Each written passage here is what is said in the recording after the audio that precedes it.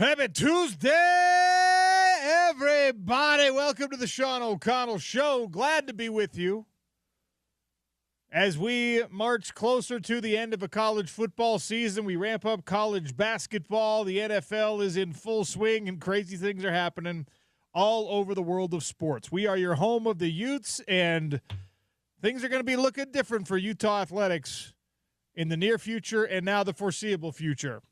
Big news broke, according to Ross Dellinger and others, that Utah football, Utah basketball, Utah gymnastics, Utah everything athletics is now going to be partnered with a company called Otro Capital, private equity firm in the sports and entertainment space that is with the University of Utah, forming a separate but closely associated wing of Utah athletics that is a for-profit entity. We'll get into the details here. This is massive. It is the first partnership of its kind in college football. It will not be the last.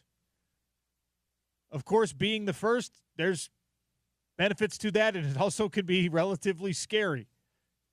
And there's a lot of people out there that when you say private equity and college sports, the initial reaction is one of distaste, is one of distrust, is one of, ugh, I don't want that.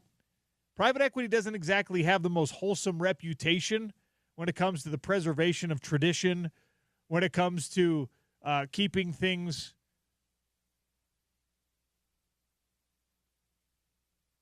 I don't know what the word I'm looking for. Keeping things rooted in the integrity or the original purpose of a company.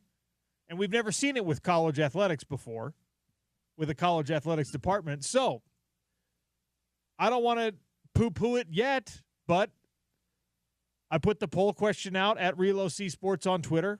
You can also weigh in on the text line, 877-353-0700. How do you feel about Utah athletics getting in bed with a private equity firm that is going to infuse, I mean, the number being thrown around, and it helps grab those clicks in the headline, is that this is a $500 million partnership potentially. It's a big deal. We'll be fleshing that out today. We'll have Gordy Chiesa on in about half an hour.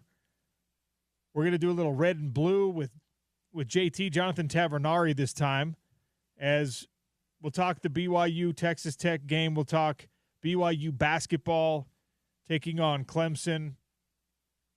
That's a Jimmy V Classic game, if I'm not mistaken. We've got Jeff Schwartz joining us, Zach Partridge from Fierce Fighting Championships, to talk about what's going on in the combat sports world and what's coming up with Fierce. And I'm actually efforting right now getting a private equity expert on the show.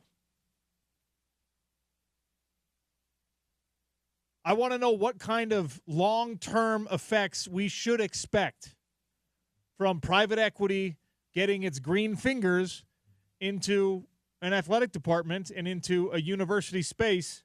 I want to make sure that I do this the right way. I want to make sure that we don't just immediately jump to whatever negative conclusion could be there, because we have been talking for 2 years now, more than that, about how difficult it's going to be for certain schools and certain public universities, and Utah, of course, is one of those, to keep up with the Joneses in the world of college football, especially if you're not part of a Big Ten or an SEC conference where your television revenue makes up a lot of the gap, even if you don't have a great booster base. And not every Big Ten school does. Not every SEC school does.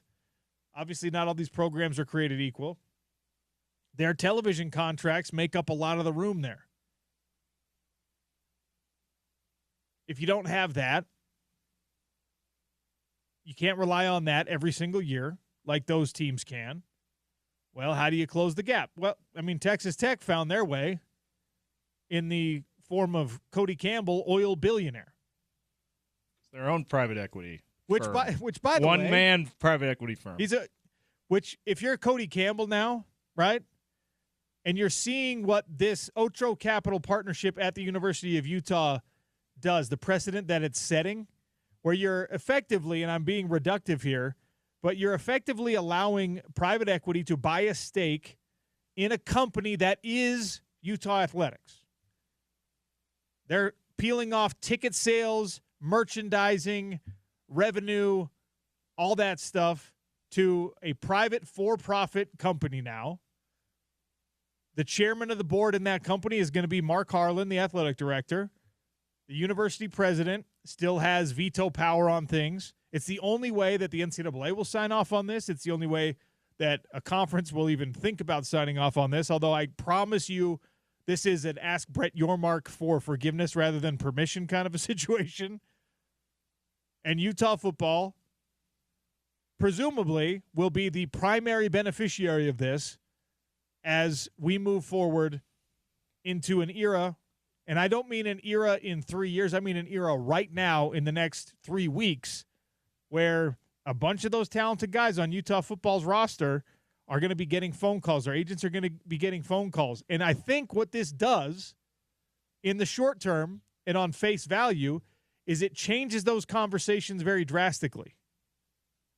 When Bird Ficklin inevitably comes to Robert Blecken and says, hey, man, I need this much money to stay. Instead of being like, man, we don't have that, or let me call one of the 3 big booster families that I can to try to get that money for you. Give me a week. Give me 3 days, Bird. Don't make any rash decisions yet. Presumably, you make a phone call to the Utah Athletics company formed in partnership with Otro Capital, and you say, hey, let's make a decision, chairman of the board.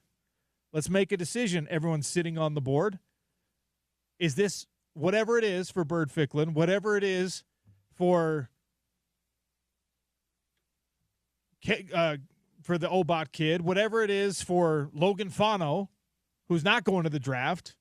I mean, who knows if Caleb Lomu doesn't get a first-round grade like we expect him to. Maybe he stays. Whatever it is for Daniel Bray, like these guys all are going to have this money coming their way. Let's talk about it.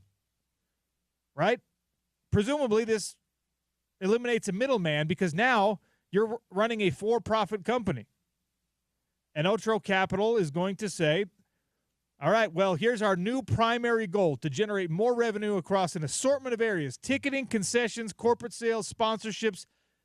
And how do you do that? Well, you do that by winning. And how do we do the winning thing? Well, we do it with good players. And how do we keep good players? Well, we do it with money in the modern era of college football because it is a business now. So is this a good business decision for us? And you're not going to have purely fans making this decision.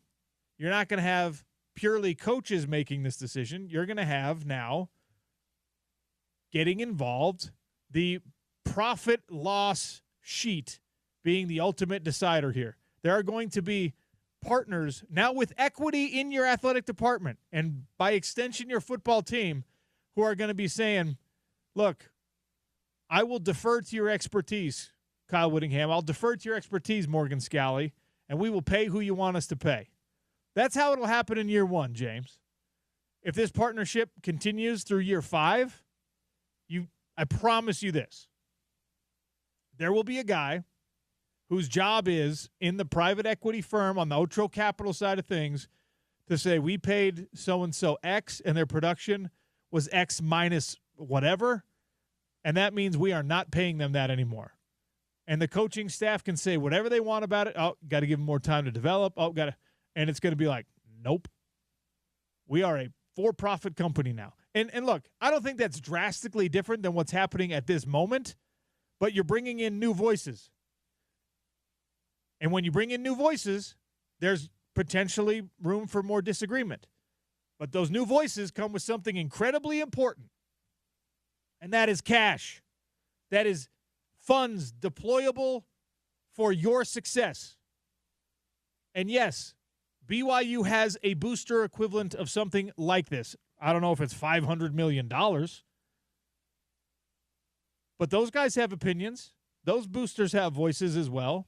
This is just going to be a much more formalized and much more corporate version of this in my imagination, the way that I'm envisioning this, the way that I'm interpreting what Ross Dellinger and others are reporting. Furlong's been on this, got some really good quotes. We'll get to those here in just a second from the athletic department. And it's business, man.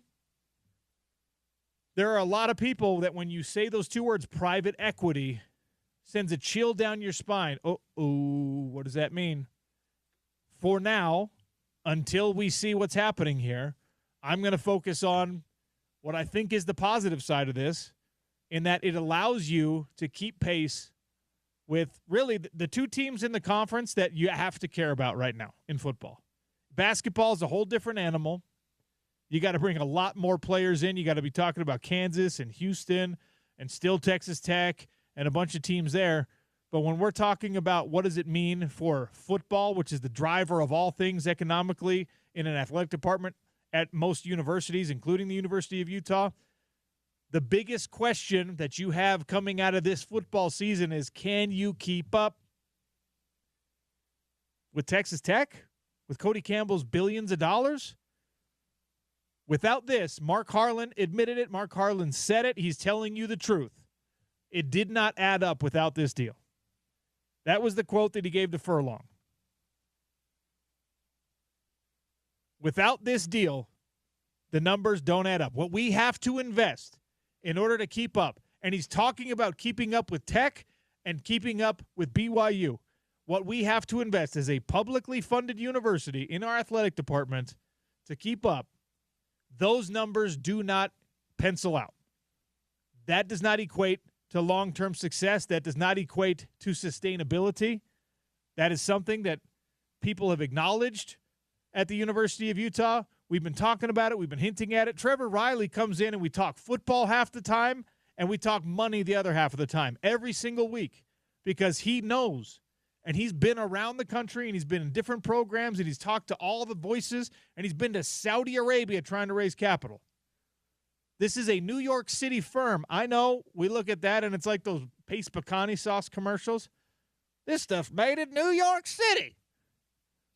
Nobody wants New York City fingers in your Utah football pie, but I'd rather have that than like live golf money coming from the sultans and the sheiks. All right? This is at least someone who hopefully, a company, a collection of people, hopefully, who have some understanding of the near sacred nature of college football and some of the things that are involved with college football. You hope. But the almighty dollar is what we all have to answer to, and college football is paying that tax right now on so many levels. And I'm hoping, my desperate hope here is that we get more insight, we get more detail, and that this ends up being a positive partnership for the University of Utah. I look at it, and I see that it is, yes, novel, different, new, but it's also in practice not all that far separated from what we've seen in some of these other places with big-time boosters. Yes, those stakeholders have a slightly different return on investment. This is an equity firm that's going to be like 60-40. All right? Utah, by the way, is still the majority owner of Utah Athletics. They still have the veto power. The university still has that, right? The university has, in the deal, already constructed an exit plan if it comes to that. It has the ability to buy back shares effectively if the partnership is not working out or if Otro Capital doesn't deliver on some of their promises, they don't hit certain revenue goals, all that kind of stuff, then the university can buy its athletic properties back, or the rights to its merchandise, the rights to its concessions, its ticket sales, et cetera, et cetera. This is a massive, massive opportunity for the University of Utah from an athletic department perspective. Not without risk, because it is a business transaction, and all of us know that business transactions and the sales of franchises, sometimes it works out for the new owners, sometimes it works out for the seller, sometimes it works out for the buyer, whatever. The other interesting thing here is that there's an acknowledgement here in the fine print that the current model is unsustainable in that it is unreasonable to keep asking your big-time boosters, hey, just give us some more money. No ROI. Just give us some more money, please. Why? Well, because I know you want to see Utah football be successful. Yes, I do. But am I willing to pay $3 million to see Utah football be successful? Well, you have been in the past. Yeah, I know. But do you expect that from me every year? Well, no, actually, I expect $3 million this year and then $4 million next year and then $5 million the year after that. Just so I can see Utah football win 11 games instead of 10? Yes. At some point, all right, even Cody Campbell, who wore the damn uniform at Texas Tech, might look at it and just be like, that was fun. All right? I'm really glad that you used my money and you got what I wanted out of it. But I'm gonna do something else now. Ryan Smith, Danny Ainge, Crumble Cookies, whoever down there is donating to BYU might at some point, it's reasonable to think that at some point they might get bored playing with this new toy, or the results might not translate quite as directly, and they might be like, yeah, you know what? No thanks. I don't want to write that check this year. And I get it. It's different when you're talking about billions and they're only asking you for millions. If you are someone walking around with $1,000 in your pocket and Utah football comes up to you and says, hey, can we have $3? You'd probably be like, yeah. If you're a billionaire, that's the equivalent. You got $1 billion, that you have 1,000 million, and someone comes and asks you for $3 million, you'd probably be like, yeah, sure, here. But there might be a time that on principle, you're just like, no, I'm not doing this anymore. And I think that this deal acknowledges that and anticipates that and says, instead of just asking you to keep donating to us and keep soliciting your kindness and your optimism and your hope for a better future for Utah athletics, instead of that, you are now going to be an equity partner. The people that have been funding the NIL and have been funding the stadium projects and have been funding the buildings on campus, they now have an opportunity under this deal with Otro Capital to buy stake in the university. My question, one of the many questions I came away with, one of my first questions, though, was, hey, can I buy some of that? Can we do this Green Bay Packers style? Is there room in this where certainly it's going to be a minority stake with no decision-making power, but can you buy a share of Utah football? If we're doing this, if we're splitting this up, if we're making this a company, can you buy some? Can I buy some? If I want to invest, how much does $1 get me? What percentage of Utah football can I get for $1? You know what would be the best Christmas gift possible for the diehard Utah fan in your life? You spend $48.95 and you buy them a share of Utah football. You get a nice certificate that says stakeholder or something. It. Yeah. That's the whole reason people have Green Bay Packers steak. Yeah. That's the whole thing. They point at the wall when their friends come over. Owner. I'm an owner. Oh, really? Cool. Minority owner. Very. The smallest of small minority owners. And look, we're being a little facetious here, but that'd be cool if that was the case. What Absolutely. Utah acknowledged, right? Why not? If you're Otro Capital, if you're the other, I'm going to assume that the Garfs are buying in. All right, I'm going to assume that the Eccles are buying in. I'm going to assume that the Huntsmans are buying in. There's probably the Garners are buying in. I'm going to assume that the normal players are saying, look, we're sending this money anyway. We might as well now have it as like an equity stake. Yeah, a chance for us to really invest in the university and get some money back. A non-controlling partnership here, but we are invested, and here's the real way that we're invested. We get a chance to make some money off of this. It kind of makes sense that you would get together and go, hey, how much money do you think we could raise if we take 1% of the whole? Like, if Utah as a university is keeping 51%. They're still the majority owners of the athletic department. Of our 49%, all right, Otro Capital, you get 25. Eccles family, you get 5. Garf family, you get 5, whatever. What if we take the final spare 1% and we just sell that to the fan? You would buy it.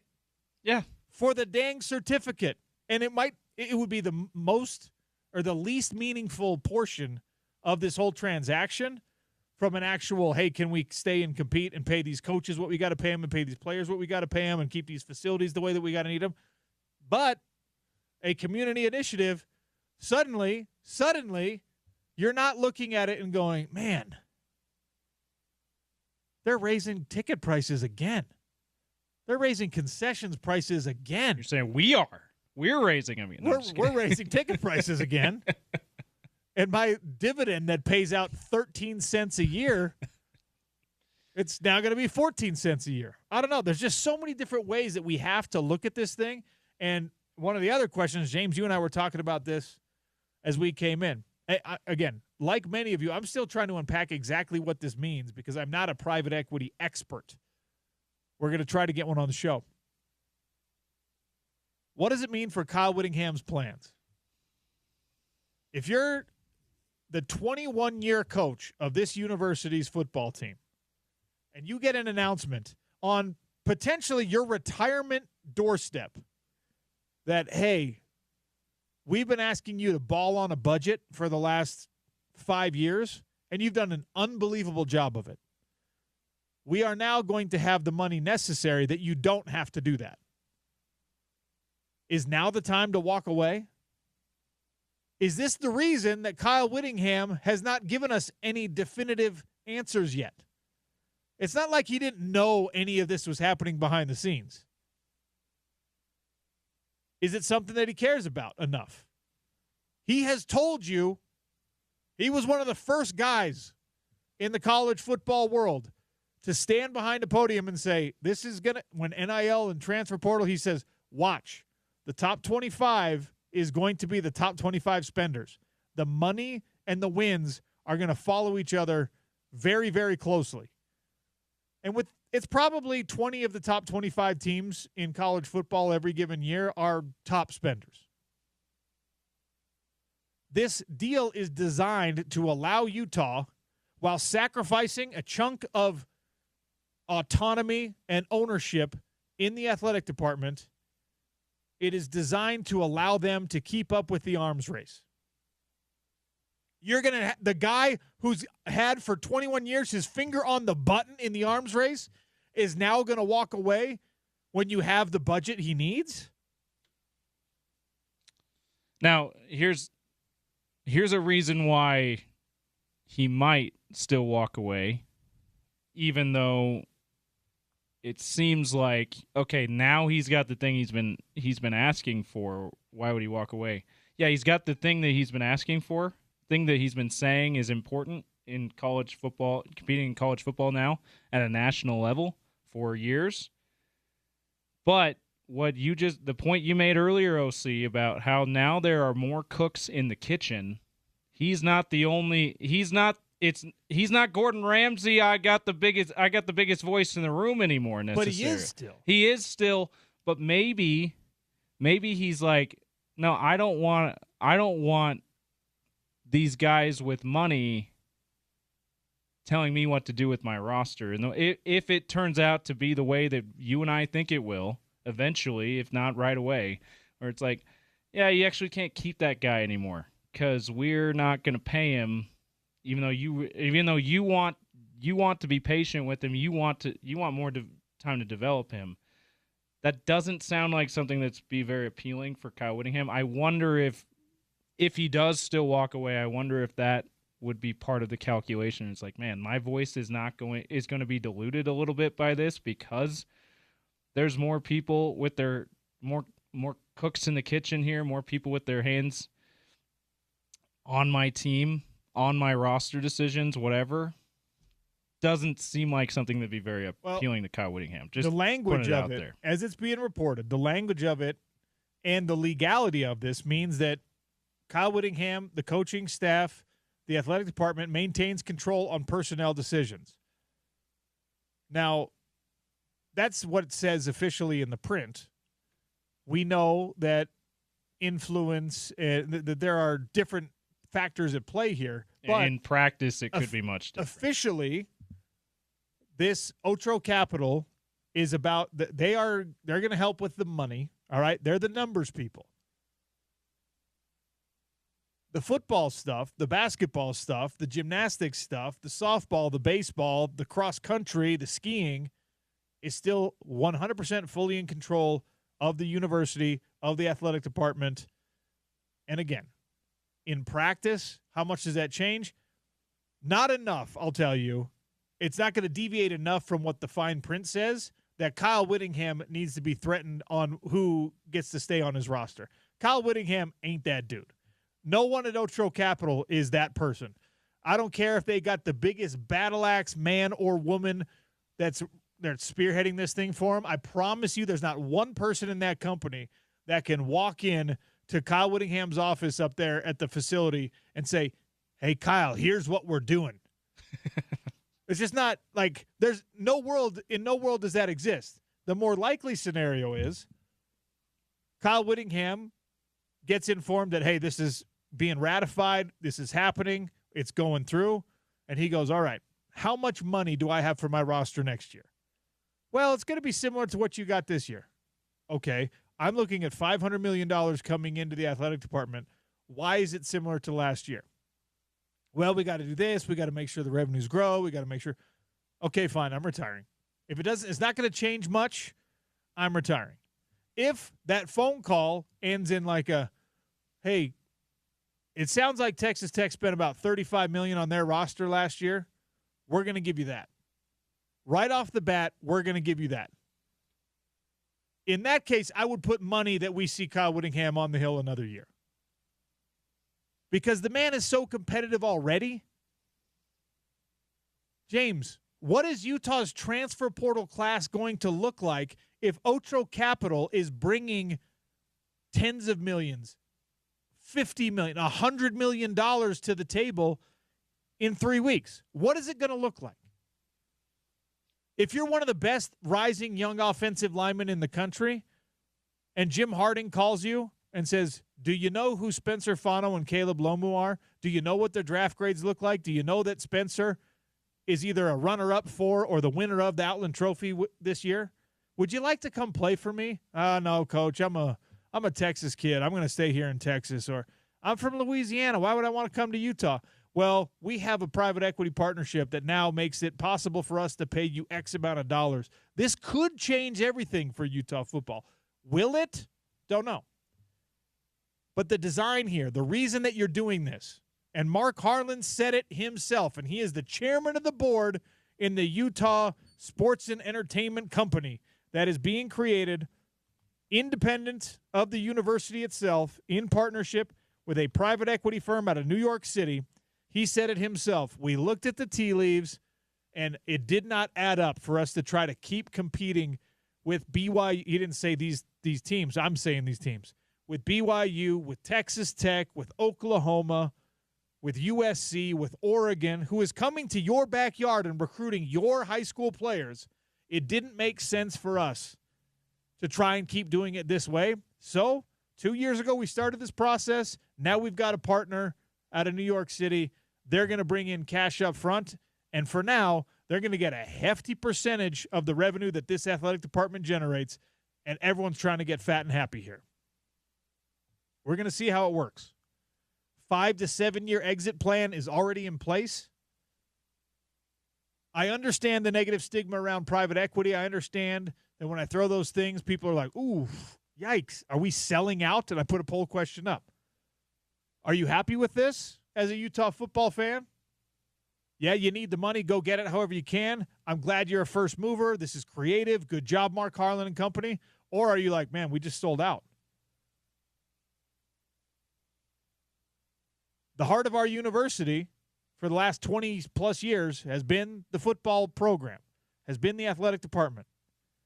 Yes, the medical school and the medical sciences and the research and all that stuff done at the University of Utah is, of course, far more important to humanity.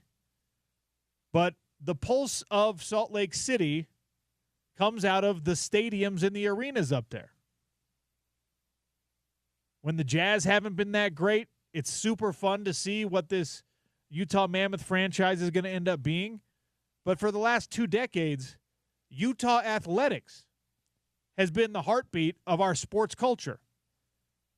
And part of it just got sold. You might not like that, but the alternative, and I think this is true, the alternative was you can either sell part of it or you can watch it slowly wither because the numbers didn't add up.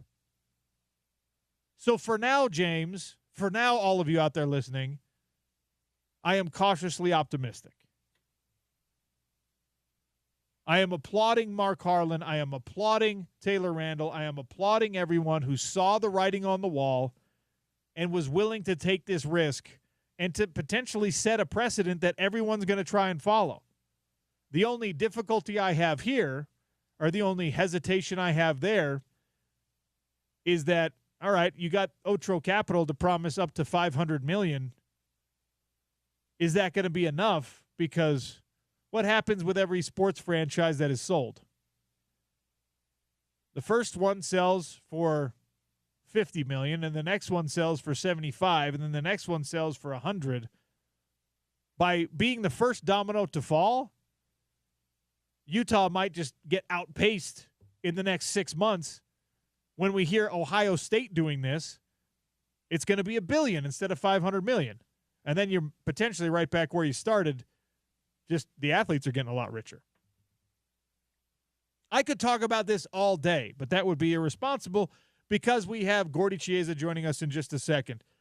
First segment of the show and the whole show is always brought to you by our friends over at Big Willie's, 1717 South Main. Craft food, craft cocktails, partnerships with outlaw distilleries, rare bourbons, beers on tap. Anything that's not on tap, they've got in the bottle, in the cooler, soft drinks, and anything else for those of you who do not imbibe.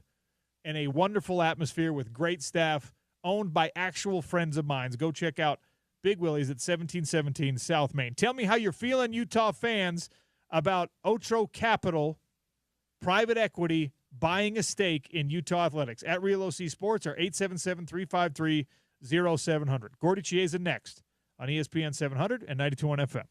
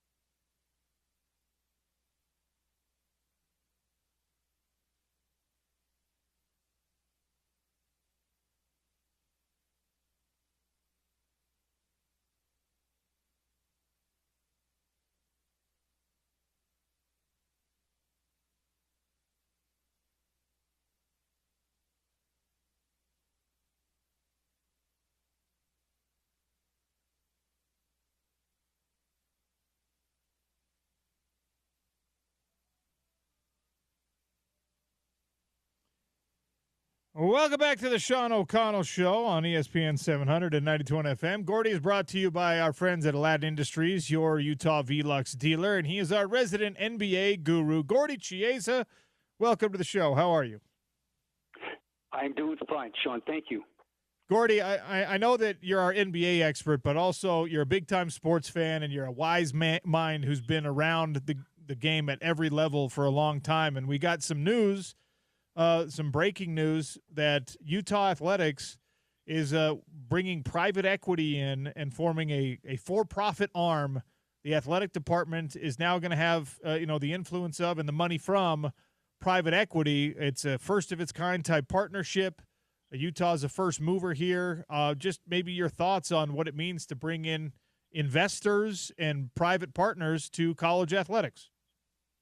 Welcome to NIL money, and that's the reason why they're doing that. The Big Ten had thought about it as a whole league one time. About 2 years ago, they started talking about it. And so now it's leaning away from really, truly the college presidents and the board of trustees now into buying into part of the private sector. And it's basically hedge funds. So the hedge funds people want to be involved with college athletics because of the money that can be made eventually, and also by the TV contracts. Each new 5 years or so, when the contracts are up, they're going to be part of the discussion. So it's no longer just education, making money and sustaining it a huge priority. We'll see how it all plays out, but do you think that this is going to be a more common practice? Like you said, the Big Ten was exploring these possibilities. It was actually Michigan and USC that were kind of against that. Maybe they wanted individual deals of their own, like the one that Utah's got coming. Do you think that this becomes common practice in college athletics? Yes. The answer is it's the beginning of it. Yes, absolutely. It's the beginning of it because picture the SEC. Those guys in any sport, especially football, to say the least, and men's basketball, and also women's basketball, they'll never be left behind. They're going to try to drive everything. And this is the thing about those Power 4, Power 5 conferences, how you want to word it. This is all part of how it's going to change the next, we'll say, 10 years, the landscape. And the worst you could be right now is be left behind as far as in the discussion. You cannot do that. So the Utes right now, they're leading the charge as far as this part of the country. They're number one right now as far as doing it. I have no problem with it as far as the economics of it. Gordy, again, I know that these are unfair questions, but I also wonder how it affects Kyle Whittingham's plans because, he's been around for so long and he's been kind of hinting that he's coming to the end of the road. But now, I mean, it's like if you were an NBA coach planning to retire and suddenly you get Cooper Flagg or something, you might be like, maybe I'll stay. Maybe I'll see how this works out. How could it potentially affect the decision-making process of an old veteran coach when these new opportunities kind of arise and maybe he didn't think this was going to be a possibility in the short term? Yes, exactly. Well said. So now, different calculus now. Do you stay, which probably I would lean towards probably staying because now there's a new landscape and there's definitely a more economic reward for everybody across the board. And so this all started, Sean mentioned before, about the NIL money accelerating to the extreme of the extreme. And this is part of it. So, hedge fund guys, they make a lot of money. Yes, they do. And also, Sean, we left out this country called Saudi Arabia. Yeah. So the Saudis will be involved eventually in this whole thing also. Otro Capital is the name of the company. I'm starting my research on exactly what they're about, but we'll see. Let's talk a little NBA basketball as well. I want to go back to when the Jazz, who are now, by the way, sitting at 8-14 on the season, they're against the New York Knicks, and it was as disastrous of a first quarter as we have seen in modern history in NBA basketball. New York scored 41 in that quarter. Utah scored 13, and New York had 23 on the board before the Jazz got their first basket. What was the worst start you ever part of as a coach? 11-0 to start the game. Oh, all right. I know that feels bad, but that's not anywhere near what we were just talking about. No, 23-0 as far as start the game. And so just think about it, a deficit You have to score 23 straight points just to be tied. So put it in context that way. Usually speaking, you're not shooting straight. You turn the ball over, and worst of all, you're not getting back on defense to guard the basket. And that's what happened. Let's fast forward also in Jazz basketball. Unfortunately, against the Thunder, that the Jazz were outscored 10-1, and that's when Will Hardy called timeout and really got into his team, and rightfully so. And so you want to start the game minimum getting a basket or two in that first, we'll say, 3 or 4 possessions. And the best way to do that, Sean, is everybody touch the ball. It's a phenomenon. When you start a game, if everybody swings passes and the ball's hopping and moving, everyone's more engaged as far as making a shot, but also running back on defense and getting their body and mind set to defend versus going one-on-one, disorganized, disjointed. No one touches the ball minus 1 or 2 people. When they went back on defense, they're not focused. You just referenced it, so I want to talk about it a little bit more. Will Hardy did get a little bit spicy, and look, there's more cameras now than there's ever been, and the microphones pick up more than ever. I have no problem with coaches saying whatever they need to say to their teams, but we've talked for years now about how communication styles are different than they used to be, and maybe some guys don't like to be coached as hard. And Will Hardy, right there at least, he was coaching the guys pretty darn hard. Did they respond the right way? Do you think that this team in general responds to that type of coaching? Well, as a group, the answer is yes, but individually, no. So a sign of leadership for any level of coaching is you treat everybody fairly, or you coach people differently as far as your words you use to the player. But as far as group dynamics, I'm sure the coaching staff of the Jazz warned the players, was it Sean 100 times or was it 1,000 times about what? Being committed to defense. And so far, they've had invisible earmuffs, I call it, where the players yes you and nod their head in agreement, but it's the fact of the matter, by the action on the court, they're not doing it. And so Will had to do that, and hope he does it even more so. And as a coach, you really don't want to do that often, but your job is to do whatever it takes for your team to perform at the best level they can play at. And I always talk about, Sean, you and I, that in every NBA practice, there should be an element of hurt feelings in practice now. And the reason why, if you don't have hurt feelings in practice, you get mixed results in a game. And that's that fine line. But also is that when you get on the guys in practice, you want to keep it specific. Just talk about what is going on at that moment that you want them to do, and they're not doing it.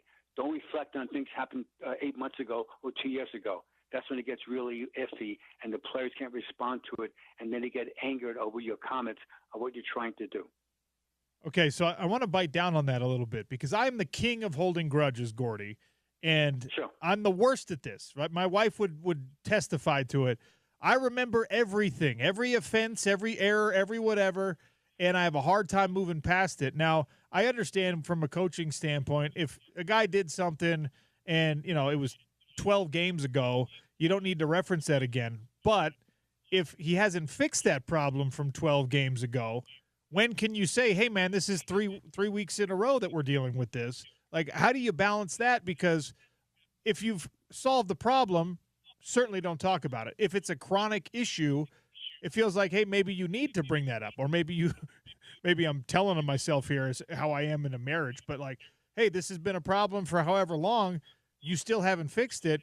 Am I going to lose a player if I remind him of that? Well, the first thing is that, like any leader, your voice is choice. Yes, your voice is choice, how you say things to that player or to the team dynamics. And so players tend to listen more when it's a measured voice. And I always talk about this for decades, is that when you're going to be positive, have a higher voice and be more descriptive. When you're going to be negative, get right to the point, be less descriptive. However, the words you are going to say are powerful. Now, after doing this for X amount of either games or weeks, how you want to explain it, if the player doesn't get it, then there's no doubt about it, is that he's not listening and that you have to give him less playing time, if at all, not play him. So that's everybody knows that, though. so that you won the guy in earnest and he's still not responding, then take him out of the lineup as far as either playing time or not playing at all. We talked about this last time you were on. We've got a pretty decent sample size now of what these teams are in the NBA, and Oklahoma City looks like they could be one of the best, at least regular season teams we have ever seen. Are they a real threat to break the Golden State Warriors regular season record? No, because eventually they're going to rest some guys, and that there'll be a playing slump, perfectly normal. And so my instincts tell me the answer is no, but they'll be close to it though. So the record is 73 wins, and they'll be knocking on the door to get around 68, 69, 70. We don't want to be right now. This is a reference point. When the Warriors won 73 games, by the way, they lost the NBA in the championship that year. They did, yeah. They did. So, and again, one time in jazz basketball, I was involved when the team won 60 games 3 out of 4 years, including 64 wins and 62 wins, and we weren't champions, meaning the Bulls wouldn't cooperate when they beat us in 97 and 98. And so they're an elite team, but there'll be bumps along the road. It's perfectly normal. It's like in the NFL where everything's going great, and suddenly you lose a close game on a blocked field goal, and the next game you lose for self-inflicted, and so suddenly you're say 11-0, and suddenly now you're 11-2, and that there's an element of lost confidence, and you have to build it back your confidence by returning back to fundamentals. So the Thunder, they are absolutely a great team. Sean's alluding to right now, the listening audience, is that they're 23-1. They tied the Knickerbockers of 1969-70 with the second best record to start the season, 23-1. The best record is the Warriors, who we refer to the 2015-16 season. The Warriors started out 24-0. So it's really impressive. I love the Thunder. I think they're gonna fall slightly short of breaking the record.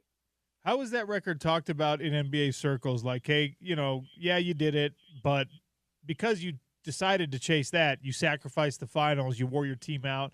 I mean, I know that there are certain fans, especially in the Bay Area, who are like, well, I would rather have had that championship that we certainly could have won that year than a regular season record. But how do people in the know talk about that? Was it a mistake to make sure that they secured the record and to not load manage and rest people down the stretch?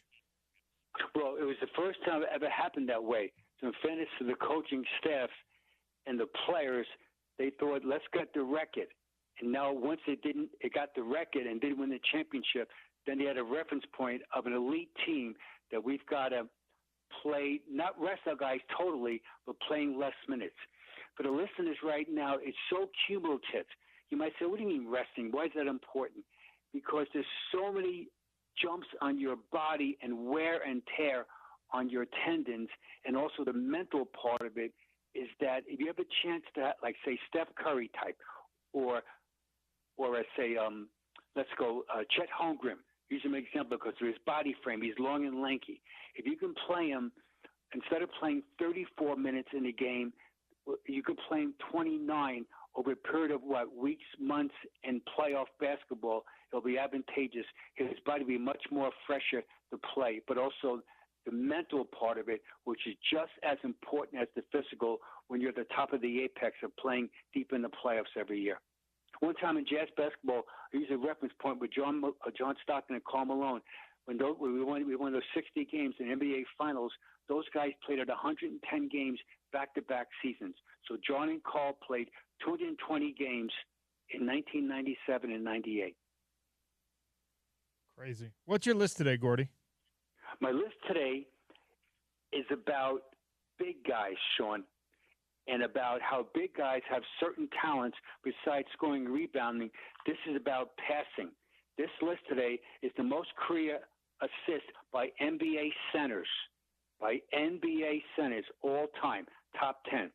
All these players on the list are jumbo ball distributors, finding cutters and shooters, 1 for layups, 2 for kick-out threes, for high-low, buddy ball, big-to-big passing.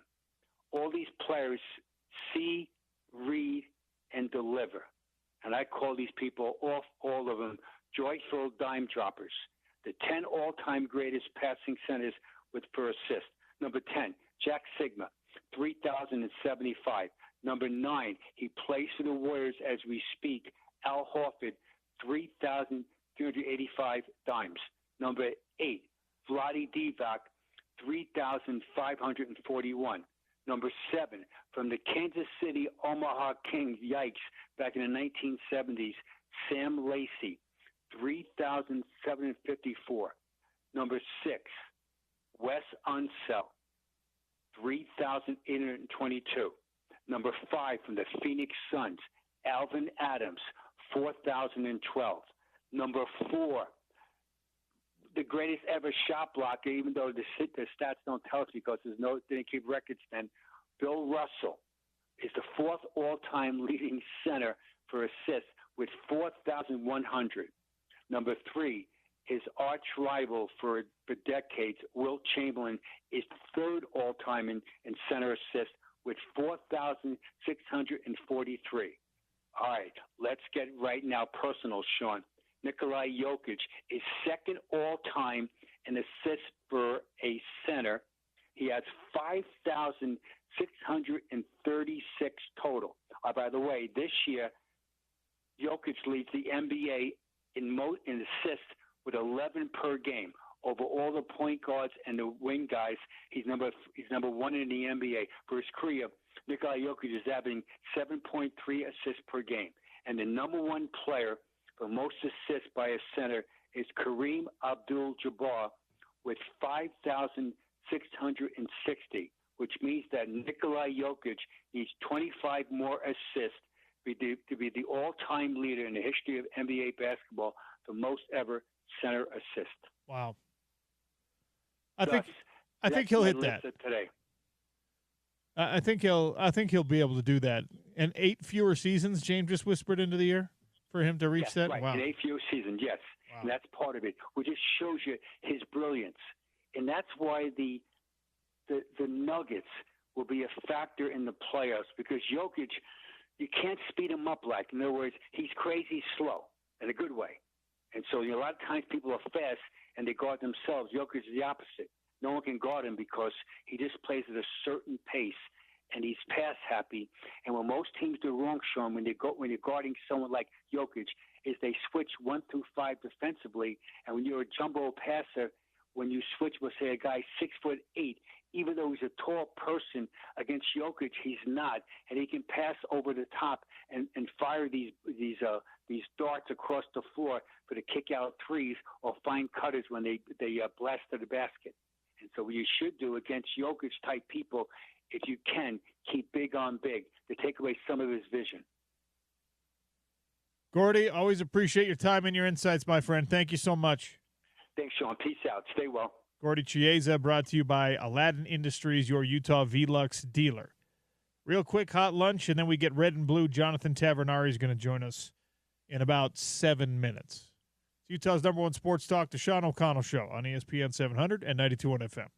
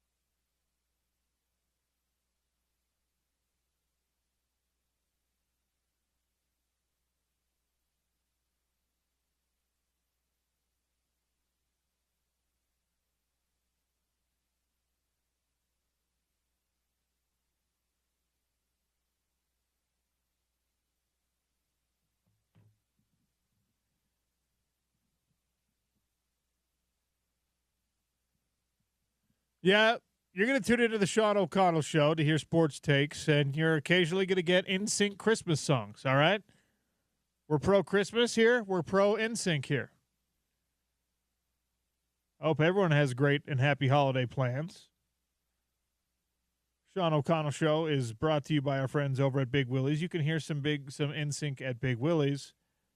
And a reminder that ESPN 700 and 92.1 FM have partnered up with the Road Home and Rocky Mountain Chevy dealers. We're trying to help with the holiday drive, okay? Blankets, coats, shoes, hats, gloves, anything you can donate. Go to any Rocky Mountain Chevy dealer. Visit ESPN700sports.com for dealer locations. Spread the warmth and help others find their way home. And by the way, tomorrow you can come out and see us in person. We're going to be at the Tooele Chevy dealer. So come hang out. Bring some stuff to donate. Yeah. Bring some stuff to donate. New or lightly used, in great condition. Blankets, coats, shoes, hats, gloves. Help out families looking to find their way home. All right. We got some junk mail today. Junk mail update is that Spencer Fano and Caleb Lomu have been tabbed finalists for Polynesian College Football Player of the Year.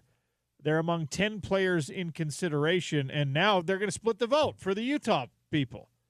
It's like having two Heisman Trophy finalists.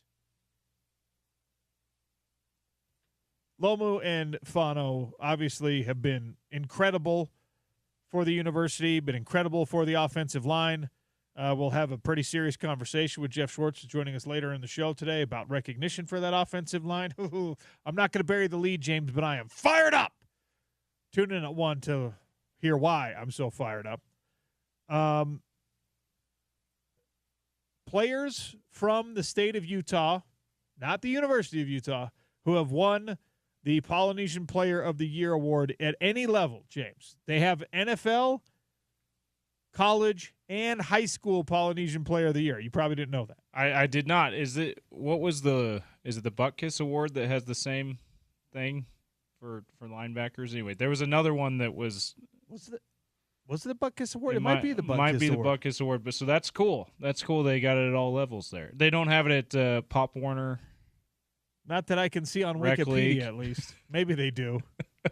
Can you imagine how many Polynesian, every Polynesian kid in the world plays Little League football? Yeah. You have to go through all of them and name one? Impossible. No, high school can be the lowest one, the lowest level for the award. I will say this. It's a relatively recent award. It did not start until 2014 was the first year they handed out the college award. And then the NFL began in 2015. The high school one, they got on board with that in 2017. So so young award. if it had been around in 2001, 2002, 100% definitively Haloti Ngata would have won. Yeah. He was high school and probably college. He probably would have won it at every single level. Yeah. Okay. You're right. NFL too. He was something else there too. But as it stands, there are a couple of players that have been decorated with this award at various levels. Can you name them? Let's see. Panay Sewell. Is he one? You would think so, but no. Huh. Panay Sewell is not one. Okay. Which is wild to me. All right. No. Grievance. They're fair enough. St. George guy like myself. Let's go. Puka? Puka, yes. Puka Nakua was 2018 high school Polynesian Player of the Year, along with Taulia Tagovailoa, the younger brother of Tua, who ended up at Maryland. Right, yeah. Let's see. So that's one. Was There's there three total. Was there a different Sewell? A Noah Sewell, maybe? No, Okay. unfortunately not. For the sake of time, I'm just going to tell you who they are. Yeah, okay? tell me the others. Also a high school award given in 2023, co-Polynesian Player of the Year, Isaac Wilson, who just announced that he is transferring, as we anticipated, from the University of Utah. He's going to be in the transfer portal. We'll get to the caption in his tweet later on in the show. And we were talking about this young man yesterday, also in 2023. Dylan Raiola was the other co-Polynesian Player of the Year that year. So a couple of quarterbacks, one from Corner Canyon High, the other from Buford High School in Georgia. Dylan Raiola, Isaac Wilson shared the honors in 2023. And the only player from the state of Utah to get – oh, excuse me. I lied to you, James. Panay Sewell did win it in 2019. Okay. For college? Or? I was looking at the wrong list. Yes, that college. would have been when he was in college, yeah. Yes. My bad. That's -5 James Peterson man. Bonus points on me. Yeah, you're getting real low now, OC. Watch yourself. Panay and Tua Tagovailoa shared it that year in 2019 for the college award. Tua makes sense. In 2020, the COVID-shortened season, the Polynesian Players of the Year were Talanoa Hufanga from USC and Zach Wilson, the BYU quarterback. The Wilsons. The Wilsons. Notable Polynesian family. When you look at those Wilson boys, you think Polynesian heritage. They do, to be fair. They obviously do have it. They just don't look it. Yeah, which is totally insensitive of us to because they do have Hawaiian heritage. It does make you chuckle though, because they're about as white as can be as far as what they look like. Just the blonde, they're pretty blonde dudes. Yeah, but they got the Polynesian heritage, so of course they should be up for this award and be able to win this award. Zach Wilson had a really special year in 2020, that COVID-shortened season, and his brother Isaac was an amazing high school player in 2023 when he won the award. And as much as Isaac has been embattled at the University of Utah, and he's been a punchline of some jokes recently because of the fact that, when you put him in this year, it was like, whoa, what is going on with this guy? Genuinely want all the guys that come out of the state of Utah to be successful. Yeah, and we're going to get to this, as you said, but he did, of course, announce his intentions to enter the transfer portal. We wish him the best wherever he ends up. And hopefully he's able to – I really do hope that he's able to live up to the potential or get close to it, to what he had coming out of high school, because we want all our Utah our players from the state of Utah to do well. And he looked so good in high school. You want guys to be able to live up to that potential for sure. So Puka Nacua won it at the high school level, as did Isaac Wilson. Panay Sewell and Zach Wilson won the college Polynesian Football Player of the Year award. Panay also won it in the NFL. I screwed up twice. Wow, that's -10 points for you now. 2024, Panay also got it in the NFL. I am just bad at reading lists, apparently. And Panay, I wonder if Panay, maybe he might have, his senior year of high school might have been right before this. So it was around 2014. It was around that time. Well, they didn't give it out. They didn't give it out in high it school was 2017. So it was before his time. He probably would have been at least a finalist for this award. Also, I really think they might, like, even if the award had been handed out, they might have been like, well, some of these guys were playing 5A football, and you were just destroying like small guys. Yeah, but that's why I say maybe a finalist for the award, if not winning it, because the level of play, and listen, because of that level of play it's part of it. St. George High School football, Southern Utah High School football is just a lot more obscure. So good luck to Spencer Fano and Caleb Lomu in the voting for the Polynesian Player of the Year. On the college level, of course, Spencer is also a finalist for the Outland Trophy, which is slightly more prestigious, but I know that for these guys, that award is important. And by the way, every time I get a chance, the Polynesian Football Hall of Fame is at the Polynesian Cultural Center Visitor Center, like you don't have to pay to go into it in Hawaii, in Laie. So it's great. We got a bunch of guys with Utah associations on the board. Coach Mack has been recognized in there, a bunch of those individuals. So you're a shoo-in to be in that Hall of Fame if you win this award. So good luck to them. Got to take a break. We will come back with Jonathan Tavernari for Red and Blue. Talk a little BYU hoops.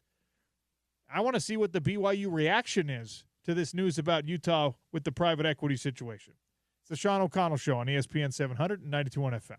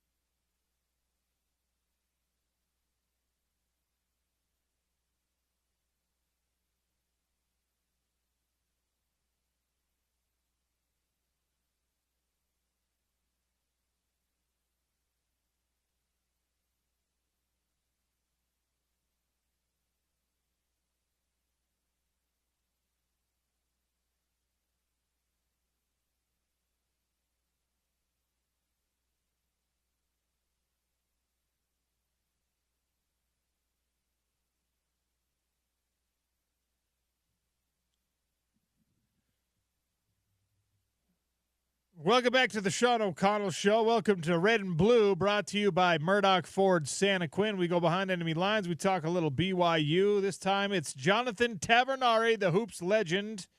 We'll discuss some BYU football. We'll discuss a big matchup between BYU and Clemson, 4:30 on ESPN at Madison Square Garden for the Jimmy V Classic, and all other things. JT, Jonathan Tavernari, welcome back to the show. How are you, sir? My guy, I am live from New York City as we speak. I'm going to the game at the Garden tonight. I'm here for work, but, was able to kind of make it work this trip. And so I'm good, man. I appreciate you having me. Was this one of those work trips that you saw the calendar with BYU being at Madison Square Garden? You told the boss, that's one I need to take. Yes, I will be there for that one. Mr. Sean, as an American citizen, as of 2 years, I plead the fifth. So I will neither confirm nor deny that. So. Perfect. All right. I want to talk about something a little outside of the BYU hoops world for a second, because it's big breaking news today that Utah Athletics has they're entering a partnership with a private equity firm with Otro Capital to infuse cash into the athletics department. And of course, that means that there are now going to be financial stakeholders in Utah Athletics, a for-profit arm that will be separate from the public university. It's a new partnership. It's different than anything we've seen. According to the university president and the athletic director, it was absolutely necessary for Utah to keep up. And we know that what they're trying to keep up with is your alma mater, is BYU. So I'm sure that the blue side has some thoughts on this when you see an announcement like it. How did you interpret this? What do you think of Utah's announcement? So, Sean, I agree with you partially on keeping up with BYU. I think Utah football is at a place right now that and this is props to Kyle, props to the university, props to the boosters, the collective.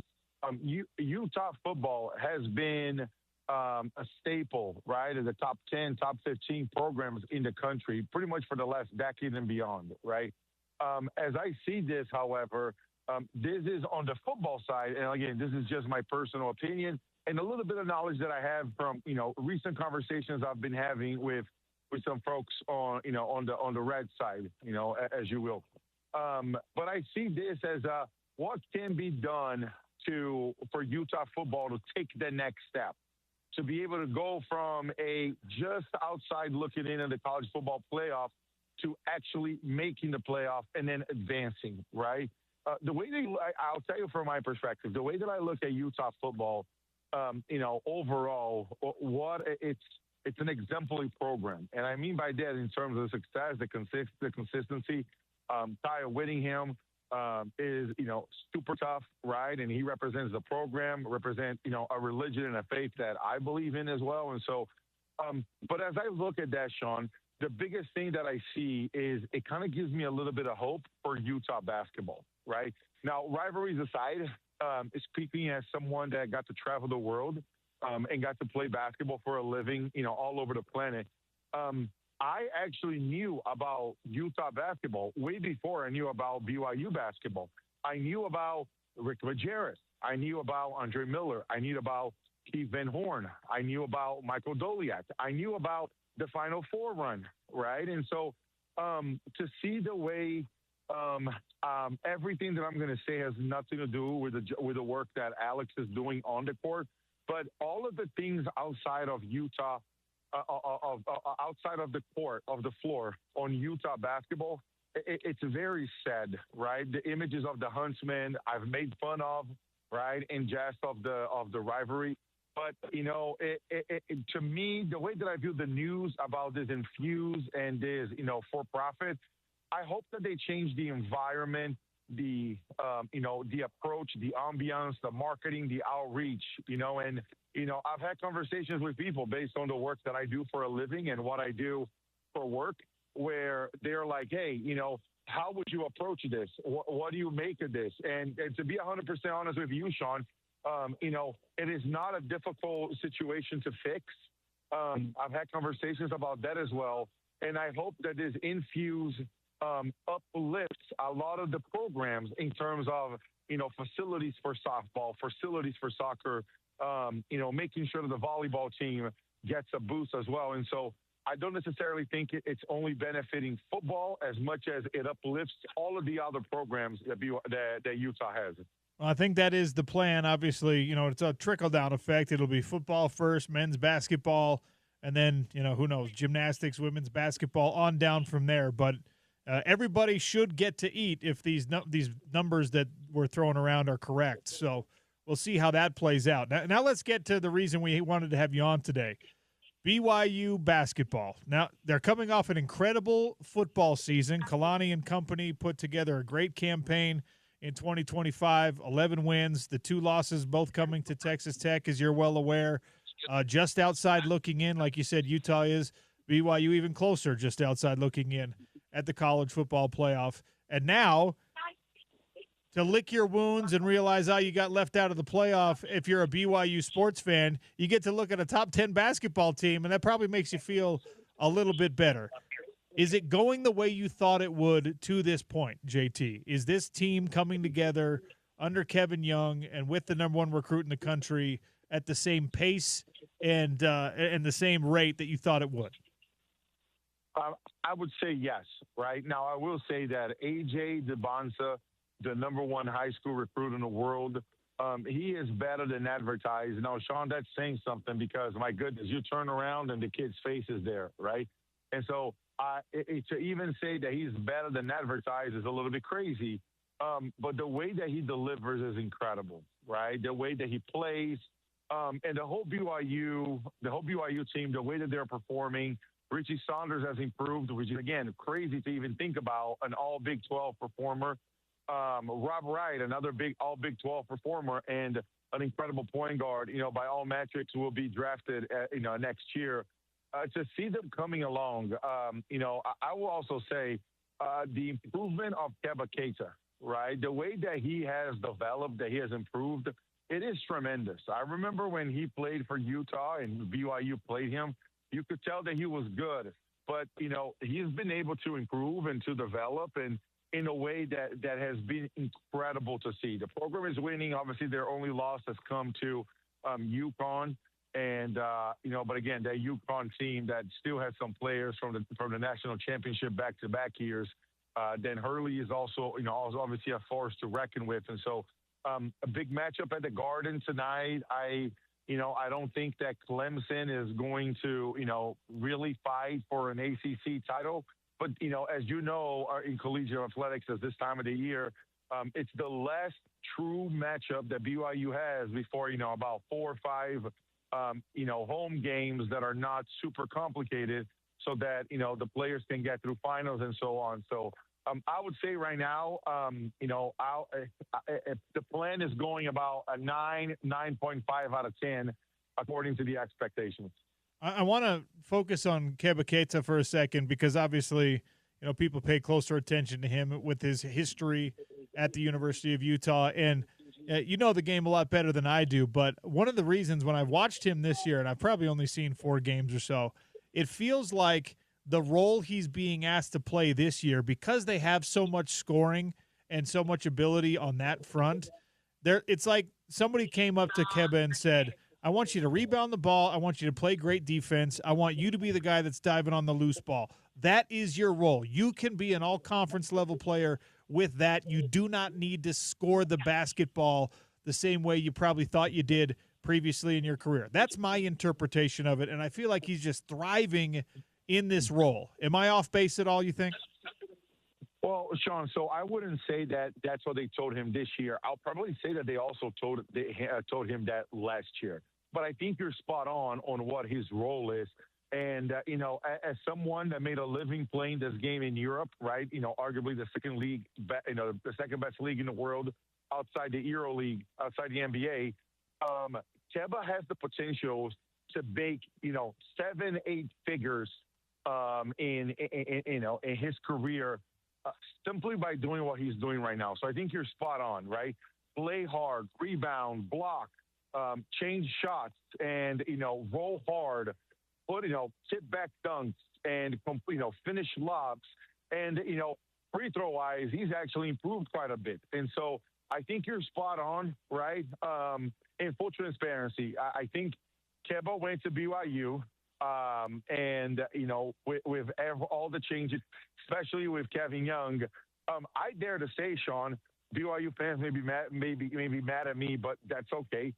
If Alex Jensen had been at Utah, meaning that Alex Jensen was coming in right after the season that Keba left, I think Keba stays at Utah, right? With the development, Alex being a big man coach, having had success with a lot of big men in the NBA. And so I think, as you know, timing is a funny thing, right? And I think the timing for Keba at Utah just wasn't right. But nonetheless, a great player. And, history could have been a little bit different had Alex Jensen, been hired a year earlier.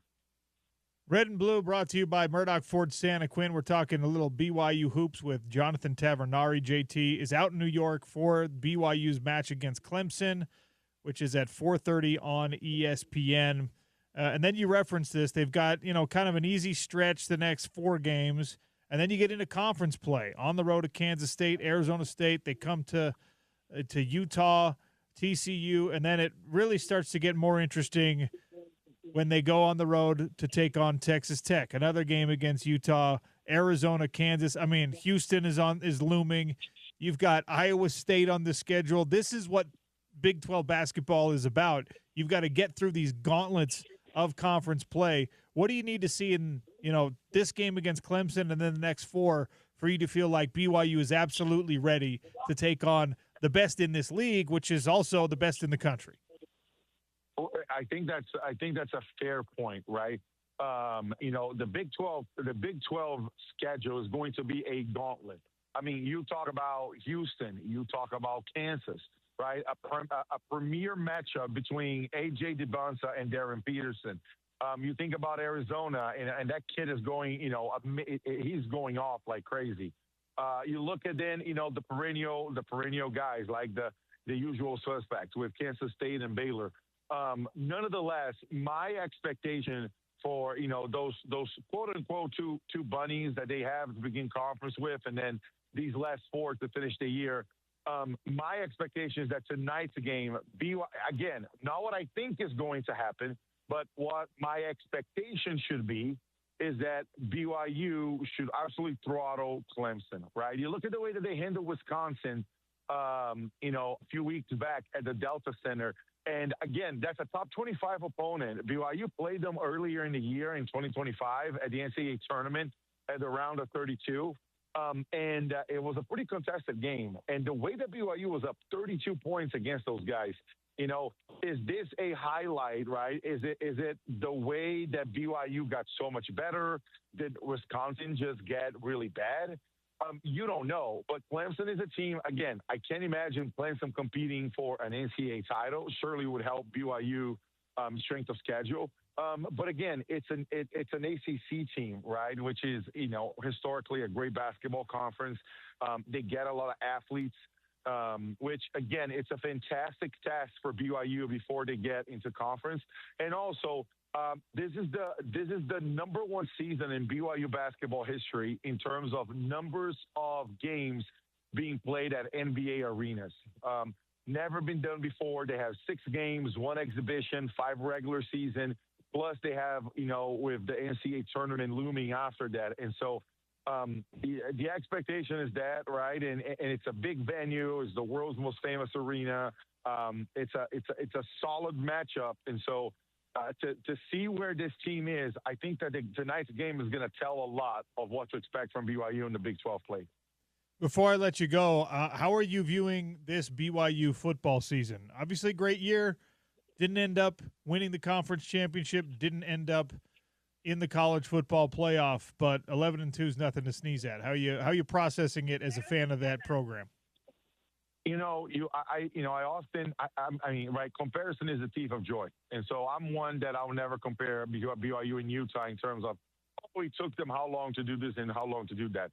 The way that Utah was able to grow and build once they got to the Pac-12 was incredible. And to your point about, now with this infuse of investment chasing BYU, I can safely tell with how close I am to BYU admins. But it was the way Utah, was able to shoot up and be super successful in Pac-12. That was something that BYU was like, when we join a conference, we hope we can accomplish that. And I think it's fair. I think Kalani said it best, Sean. A lot of us here, we love those guys. We love those guys because a lot of us had a lot of success coming from there. We know those people. And, you know, at the end of the day, BYU needs Utah. Utah needs BYU. It's great for the state. It's one of the best rivalries in the country. I'm grateful that this year's game, there was very little to no nonsense. It was very respectful. And, you know, and BYU with the season that they had, right, playing for the conference championship, Texas Tech is good, right? I mean, both BYU and Utah lost to Texas Tech. I mean, Texas Tech is freaking good. I think if you were to truly take away the rivalry some way, somehow, you know, and just say, hey, we both played Texas Tech. And I think to get a little bit more respect on the national stage, you know, both Utah and BYU fans will be going, yeah, I hope Texas Tech kicks the living crap out of everybody and, you know, go put some respect on that name because it's a formidable opponent. And, you know, it beat Utah pretty good. It beat BYU pretty good. And so, you know, I think that's the way that you look at the BYU season and going for the conference championship game. And yeah, having played Notre Dame, it would have been a great spectacle, right? Because of the religion aspect and also because Notre Dame was right there. But woulda, coulda, shoulda, right? It's, you know, it's the way it is. But nonetheless, a great season for BYU and, you know, also not a bad season for Utah, who gets to play at the Las Vegas Bowl. JT, enjoy the game. Enjoy New York. Thanks so much for joining us today. Hey, I appreciate you, Sean. Until next time. That's Jonathan Tavernari, red and blue. We'll rotate back and forth. Jerem Jordan, Jonathan Tavernari, as we're into basketball season. Big thanks to him for joining us. And look, this BYU basketball team, I know this is a Utah station. If you have not yet watched AJ DeBonsa, if you have not yet tuned in to see what this BYU basketball team looks like this year, depending on your level of distaste for that athletic department, maybe you shouldn't, but that is a good team. That is a well put together group. I think they'll smash Clemson. And there's a reason why he made that point. BYU basketball has not been in this many showcase games at NBA arenas ever in the history of the program. They know what they've got. They knew what they were buying. It's a great team. Well, it's a really, really, really good team. We'll decide through the course of the season whether it's a great team or not. All right, the Daily Dump is coming next, brought to you by Valley Plumbing. Look for the truck with the duck. Actually, we've got a visitor from Valley Plumbing coming in with a special announcement, helping out. 'Tis the season to help out our neighbors and families in need, and Valley Plumbing is stepping up in a big way to do that. We'll talk about it next on the Sean O'Connell Show, ESPN 700 and 92.1 FM.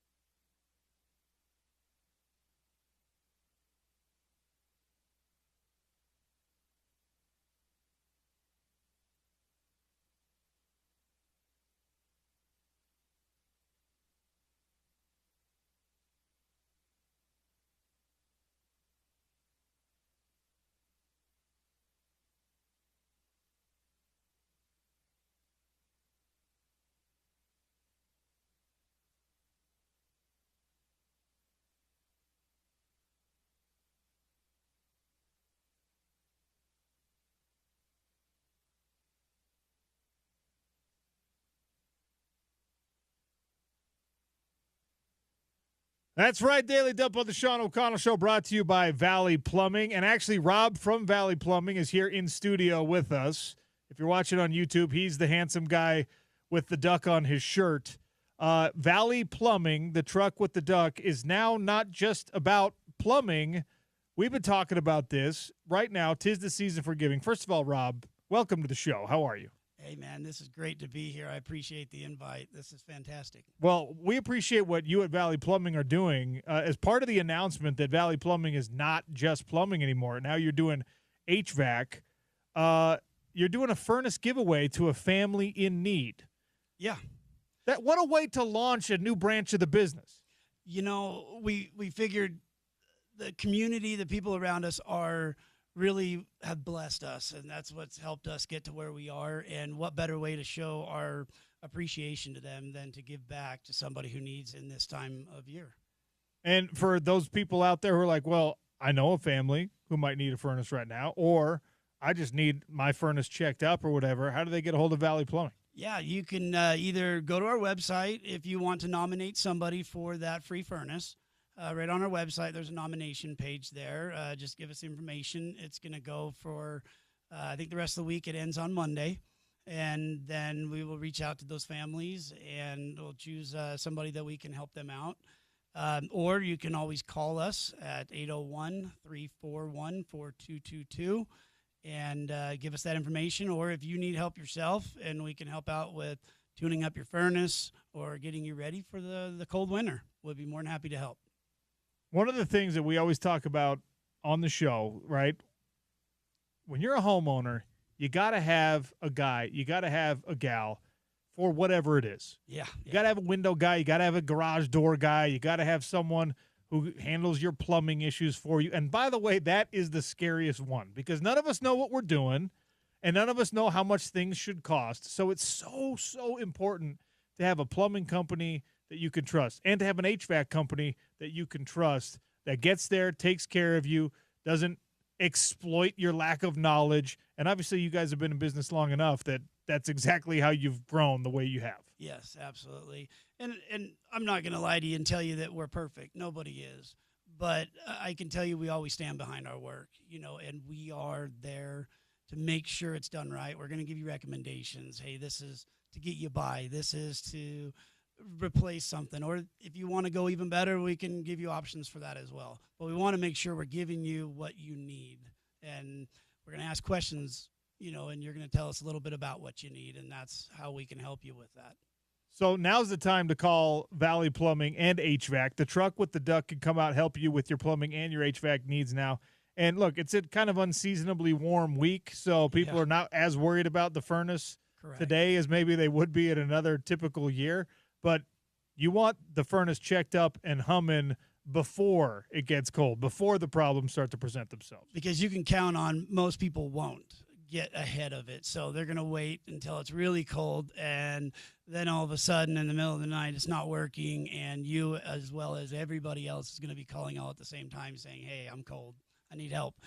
And that's tough because everybody's going to be busy. So this segment that you guys sponsor on our show every day, what we do is we take some of the headlines in sports, we go rapid fire through some of them, and I'm going to put you on the spot here because when you came in, we were talking about a mutual acquaintance of ours, and I realized, okay, we must be about the same age. You and I are about the same age. Yeah. And a guy who is our same age is coming off the couch and signing with the Indianapolis Colts in the NFL. Phillip Rivers, you've all seen this, you've all heard this. Phillip Rivers is coming out of retirement. He hasn't played a game in 5 years. He's been coaching his kids through high school. He is a grandfather. He's 44 years old and has not played since 2020. The Colts worked him out. They're signing him, Phillip Rivers, off the couch into an NFL game. Obviously, this is a desperation situation for the Colts. But, you were a high school wrestler. I was an athlete back in the day. It's been 7 years for me since my last fight. If you told me I had to do it at the highest level right now, that ends in an injury. That ends in me being broken. Absolutely. Okay? Guys like our age are not supposed to be playing pro sports, especially contact sports. No, I mean, I have trouble coaching my 6-year-old soccer team when all that matters is go that way, and I'm tired after that.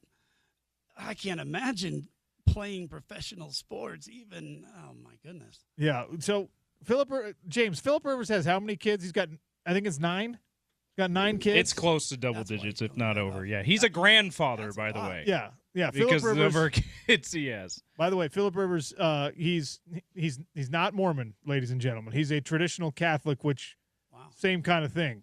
Huge families, right? Philip Rivers has a bunch of kids, and I know he's taking care of himself. Like 10 kids. He's got 10 kids? Confirm, yeah. Philip, I'm so sorry. We didn't mean to sell you short on one kid. So not only is he 44 years old, but there's no way that this man is well rested. He has 10 children. Man, I haven't rested since we had kids. I've only got 3, and that's plenty. He's got 10. Maybe that's why he's willing to do this for the Colts. Because he's been retired for 5 years. He's like, anybody, get me away from these 10 that's kids. it. He's got to get out of the house. Give me something else I to hope do. He's got it guaranteed. There's easier ways to do it, Philip. You don't. If you got to get out of the house, you could do something else. You don't have to go get sacked in the NFL. Oh man! And listen, he was a great player at his prime. Yeah. That's obviously been a lot longer time than when he last played in the NFL, which was 5 years ago. Yeah.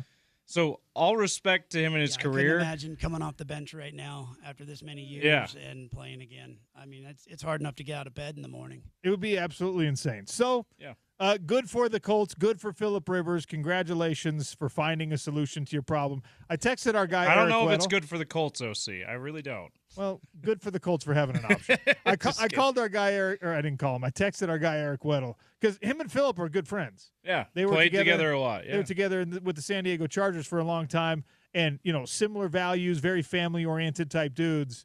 And I was like, hey, if your boy Philip's coming off the bench, where are you at? We already saw Weddle do it once. He already won a Super Bowl with the Rams doing this exact same thing. The Colts are still a really good team. Why not? Let's do it again. So no response yet on that one. And Weddle, by the way, he's 40. He's not 44. So he's a lot younger than Philip. In any case, we talked already about Caleb Lomu and Spencer Fano being finalists for the Polynesian Player of the Year award. Isaac Wilson, who won that award when he was at Corner Canyon High School. Isaac Wilson obviously matriculated onto the University of Utah. He announced that he's headed into the transfer portal. Again, it's a weird time to make these announcements. I don't know why. We saw Christian Thatcher, who's a linebacker for Utah. He made the announcement, I guess, yesterday, and it was 2 days ago now. And Isaac Wilson made the announcement yesterday. It is what it is. There's obviously going to be a market for his services. I think that market is going to be probably in the Utah State level. I think on that realm. I don't know that he's a Power 4 starting quarterback moving forward, but we wish him a lot of success. Do the Bryson Barnes route. The Bryson Barnes go route. Mountain West. He had a fantastic year up there. Bryson Barnes, by the way, if people remember, I'm putting Rob on blast here. Rob's a BYU fan. Yeah. All right. If you remember, Bronco Mendenhall he's the coach at Utah State now. And people remember when he had guys like Taysom Hill. Yeah. He would go up every press conference and he'd just talk about what a phenomenal human being Taysom Hill is. He was the toughest quarterback in the world. Riley Nelson. Bronco was always gushing about Riley Nelson. I think Bronco likes Bryson Barnes more than he likes both of those guys. The way that he was talking about Bryson Barnes after every Utah State game this year, because I'll tell you what, Bryson was doing more with less than either of those guys ever did. Yeah. Utah State they're a team that is kind of like holding it together with wood glue and duct tape right now. They don't have the finances that everyone else has. And Bronco's a really, really good coach, but he's brand new up there. Yeah. So it takes time to put that stuff together. And Bryson Barnes dragged them through to some wins and almost had them beating Boise State. I mean, the kid is absolutely incredible and tough. It is worth your time. If you're out there listening, if you have any interest in Bryson Barnes because of his contributions at the University of Utah, just fire up YouTube and find some of Bronco's post-game comments about Bryson Barnes. I don't think Bronco has any daughters. If he did, he would be marrying them off to Bryson Barnes, who's already married and a dad, so he might not, be down with that. But in any case. That's how much Bronco loves Bryson Barnes. So hopefully Isaac Wilson can find a place similar to that, maybe even the same place. Godspeed. Yeah. He also did tweet out, James just references, we made fun of this last year. I can't remember who.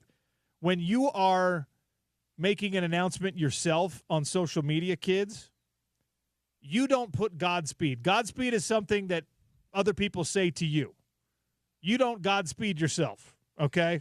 It's like I'm leaving. It's a Godspeed. It's a weird pet peeve for us to have, but you don't Godspeed yourself. Well, maybe it means something else these days. I don't- Everything yeah. means something else That's now. right. I guess I could be totally in the wrong here. Is this a 6'7" We're old. situation? Godspeed. We have no idea what they're saying. Maybe it's the new 6'7". I have no idea. Yeah. But the caption, he had like the full-on written out after much thoughtful consideration, whatever. I'm moving on from the University of Utah, but his like single word above the graphic was just Godspeed. Now, Isaac, somebody's got to explain this to these kids. You say on your own announcement, attention or breaking or whatever to get people to read it. And then they say, oh, man, thanks for your contributions. Godspeed. You don't wish yourself Godspeed. You can't do it. Anyway, that's the kind of stuff we get into on the Daily Dump here. Before I let you go, Rob, Valley Plumbing, who gives us the Daily Dump every single day, the truck with the duct that we've trusted for our plumbing and drain cleaning needs, is now in the HVAC business as well. If you need a furnace checkup, maybe you need a new furnace, maybe you're trying to get out ahead of things and check out your AC system before spring and summer come, now Valley Plumbing and HVAC can help you out. What's the phone number again for people who want to get a hold of you? It's 801-341-4222. Yep, we're there for you. Just give us a call anytime, and we'd love to help. Just remember, we're one of the last few that are still family-owned, not investment-owned. We're here for the community. We live here. We work here, and that's what we're here for. And they're giving back this holiday season with a furnace giveaway to a family in need. So if somebody you know is in that category right now, we do not want anyone going cold this winter, and neither does Valley Plumbing. Get a hold of them.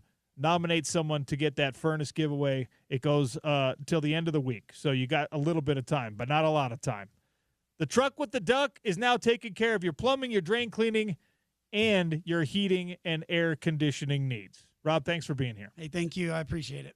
Lots left to get to here on the Sean O'Connell Show. Jeff Schwartz is going to be joining us in about 15 minutes. We'll have a grievance for him, even though it's not yet Friday. It's Utah's number one sports talk, ESPN 700 and 92.1 FM.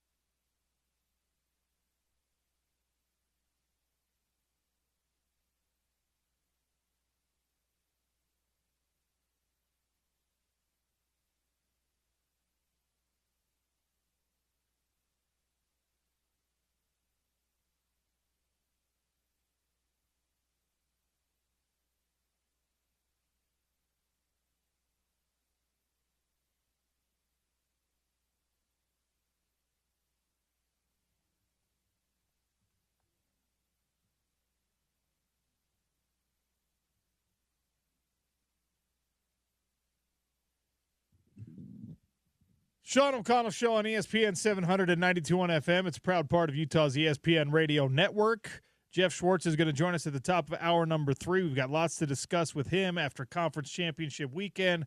College football playoff committee making their final rankings and setting the playoff bracket. And then, of course, there's some news from the Joe Moore Award front that we are not going to be very happy about.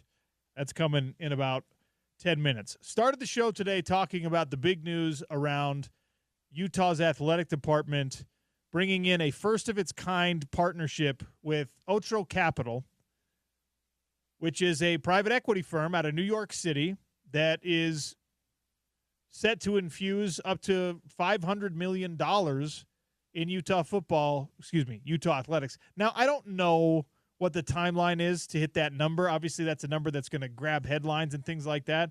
I can confidently say you're not going to get $500 million in your bank account tomorrow if you're Utah.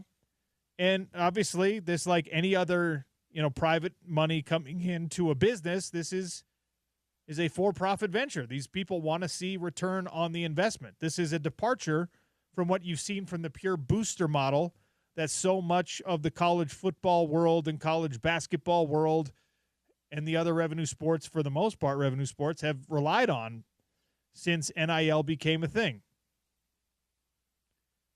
NIL is so far from what it was designed to be that a lot of us forget that the initial plan, the naive plan, was, hey, let's make it possible for student athletes to capitalize on their name, image, and likeness, to sign endorsement deals, to show up at local car dealerships and, get $1,000 to sign autographs, whatever that was. And while that stuff does happen, what NIL instantly became was a nuclear arms race of finances being poured into big-time programs or being poured into mid-level programs that wanted to be big-time programs. SMU and BYU are probably the two most notable that have elevated their station in the world of college football. I mean, SMU bought their way into the ACC. SMU did it even more so than BYU did with their money. And what's wild about that with SMU is, like, watch an SMU game. That place is nowhere near packed. Their home stadium, and yet they somehow have enough money from donors and boosters to have bought themselves into the ACC to where they're okay with not getting any revenue sharing for 7 years.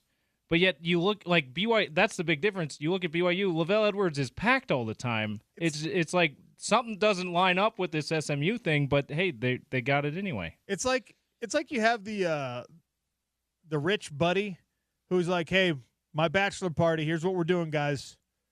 We're going on a cruise, all right? We're going to take a little 4-day trip down to Cancun. You're my 10 best friends, and I'm paying for all of you. And then there's the 11th guy that people are like, yeah, he's cool, but let's not bring him. And he's just like, I'm coming, but I'll pay my own way. Yeah. And then everyone's just like, all right, fine. That's SMU. Yeah. There's like, just give us a place at the party. I want to be at the dinner table. I will pay for everything. And everyone else is just like, all right, it's kind of awkward, but okay. That's SMU. So BYU's on like a slightly lower plane than that.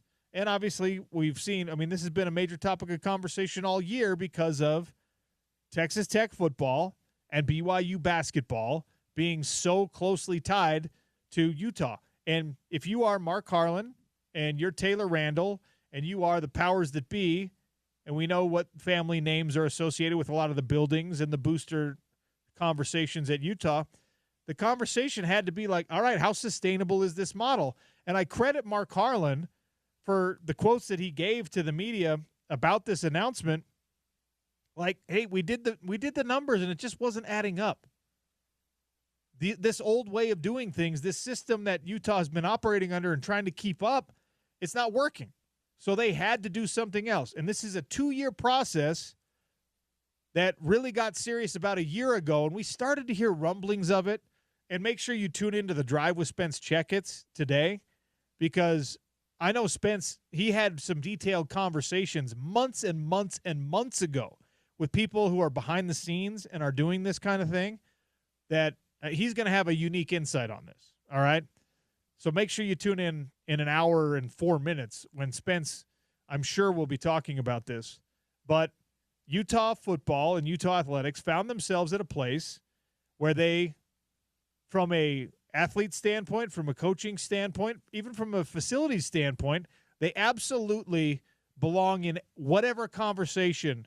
They should be able to belly up at whatever table, because when you talk about the athletes and the coaches and even the facilities and certainly the academics, Utah belongs in every one of those conversations. But from a money standpoint, you have to find creative ways to stay in the same conversations as Texas Tech, BYU, USC, Oregon.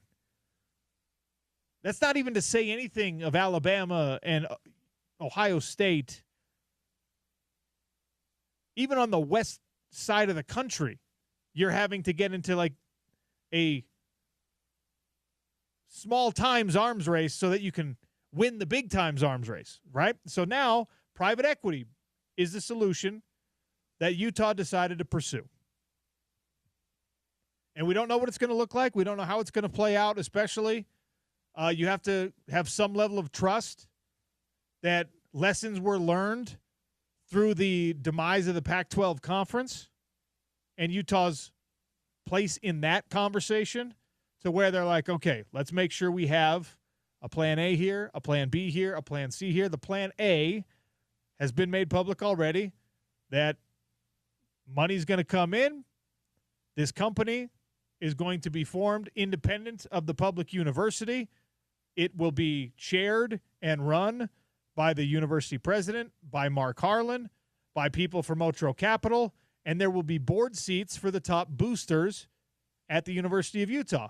Those top boosters will also have an opportunity to buy in and invest in a way that now we're talking about a traditional investment, return on investment, hopefully people making money from this.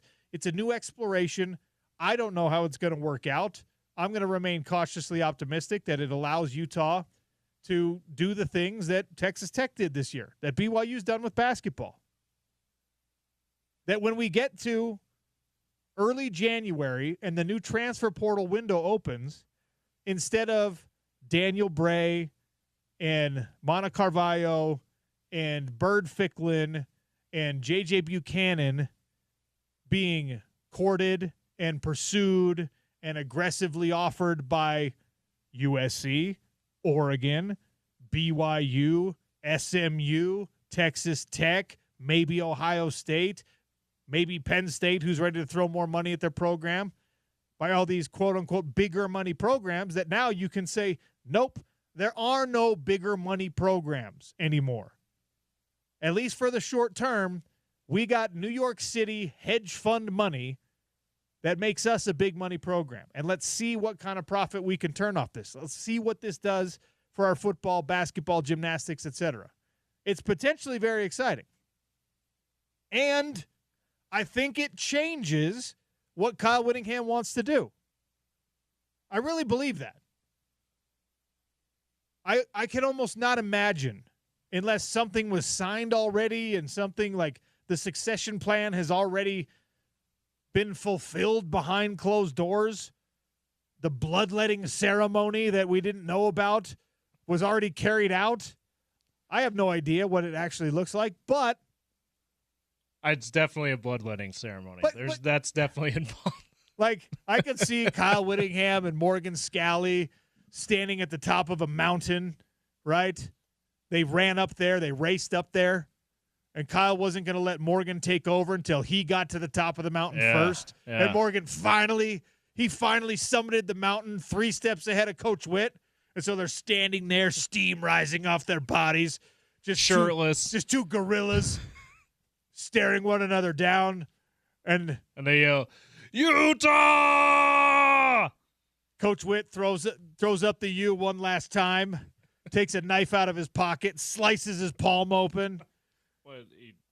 He does it in the shape of the U. It would take too long. No. If you carve it, it would take too long. He just slices it open and he reaches out a bloody palm to Morgan Scalley, and they do that handshake that Arnold Schwarzenegger and Carl Weathers do at the beginning of Predator. camera zooms in on their biceps. R.I.P. Carl Weathers.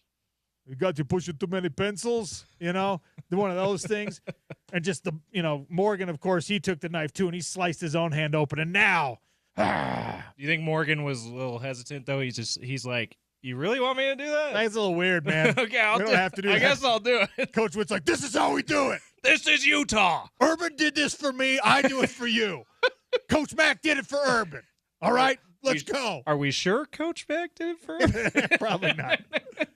Probably not in that case, right? That's So, in all seriousness, like that ceremony, we don't know if that happened. Whatever's the official succession plan. So imagine that, right? And then you come back down the mountain, and Coach Witt's like, for the descent, he's coming to grips with the fact that he's no longer the head coach of the University of Utah.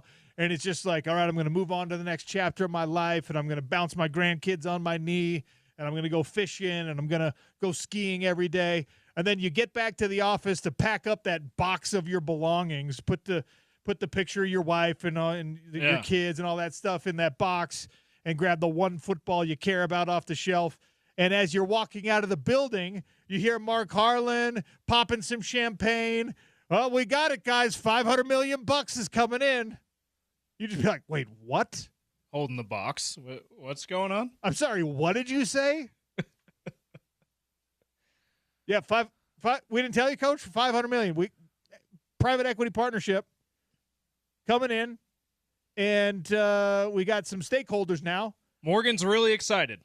It's going to be great. What Texas Tech spent on their roster last year, we can now match that.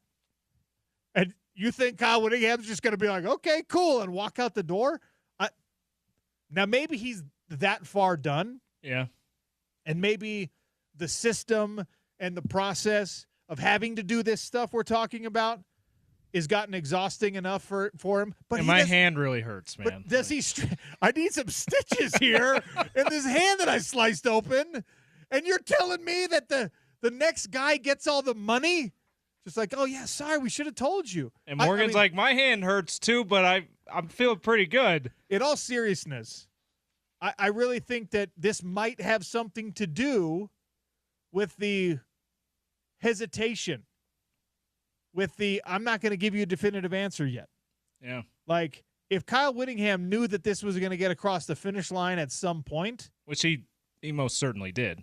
Maybe he's like, okay, that heavily weighs in to what I'm thinking about doing. Because all of a sudden, the departure of 2 all-conference and probably all-American offensive tackles is not quite as daunting if you've got $5 million to flesh out the offensive line for next year. Now, it's still not going to be perfect or easy, but that's not what Kyle Whittingham has ever asked for, is perfect or easy. Just give me a path. Give me the tools I need to be successful. And in the past, 10 years ago, the tools you need to be successful were just get out of my way. All right, coach, we're going to get out of your way. We'll give you an assistant coaching salary pool that makes it appealing for people to work under you, even though you can sometimes be a hard guy to work under.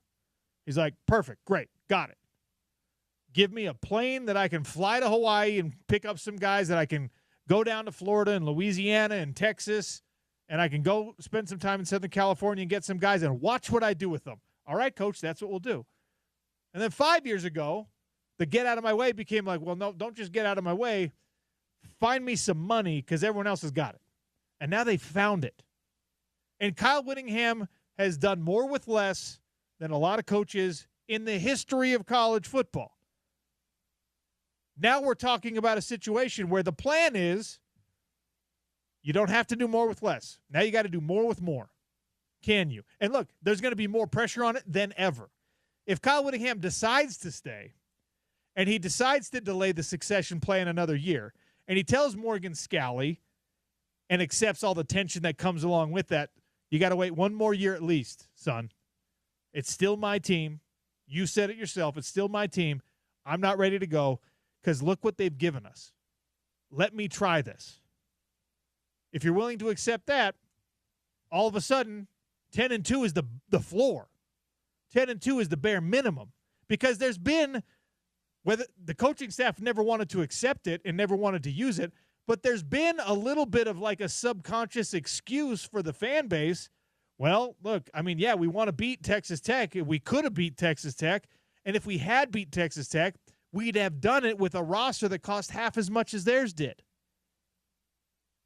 Now, if yours costs the same as theirs, there's nothing except expectation, except demand, except you have everything you need. You better go win a natty. And maybe you don't want that if you're Kyle Whittingham. But what little we know about him is that he's hella competitive, and he is not just going to be easily persuaded to walk away from what might be, what is designed to be, we'll find out if it is in practice, but what might be the golden age of Utah athletics, even if it lasts for 3 to 5 years before all the hens come home to roost. I don't know what it's going to look like in 5 years. They put a buyback plan in place in the initial contract, it sounds like, because maybe everyone's a little hesitant here. But I see the headline just like all of you do, $500 million. Looks pretty good. All right, I'm way over time again. Jeff Schwartz next. We have a problem with Jeff Schwartz and his buddies, and we'll address it in 3 minutes. It's the Sean O'Connell Show on ESPN 700 and 92.1 FM.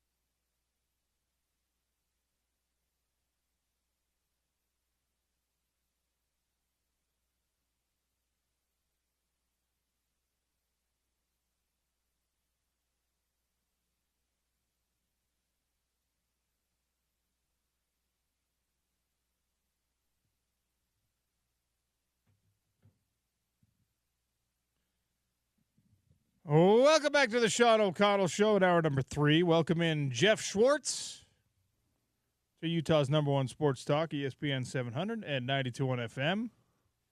Former Oregon Duck, longtime co-host of mine over on Pac-12 Radio, NFL veteran, college sports, and betting insider. Jeff Schwartz, welcome to the show again. How are you? Good. How you doing, buddy? Well, we gotta get some beef out of the way. All right.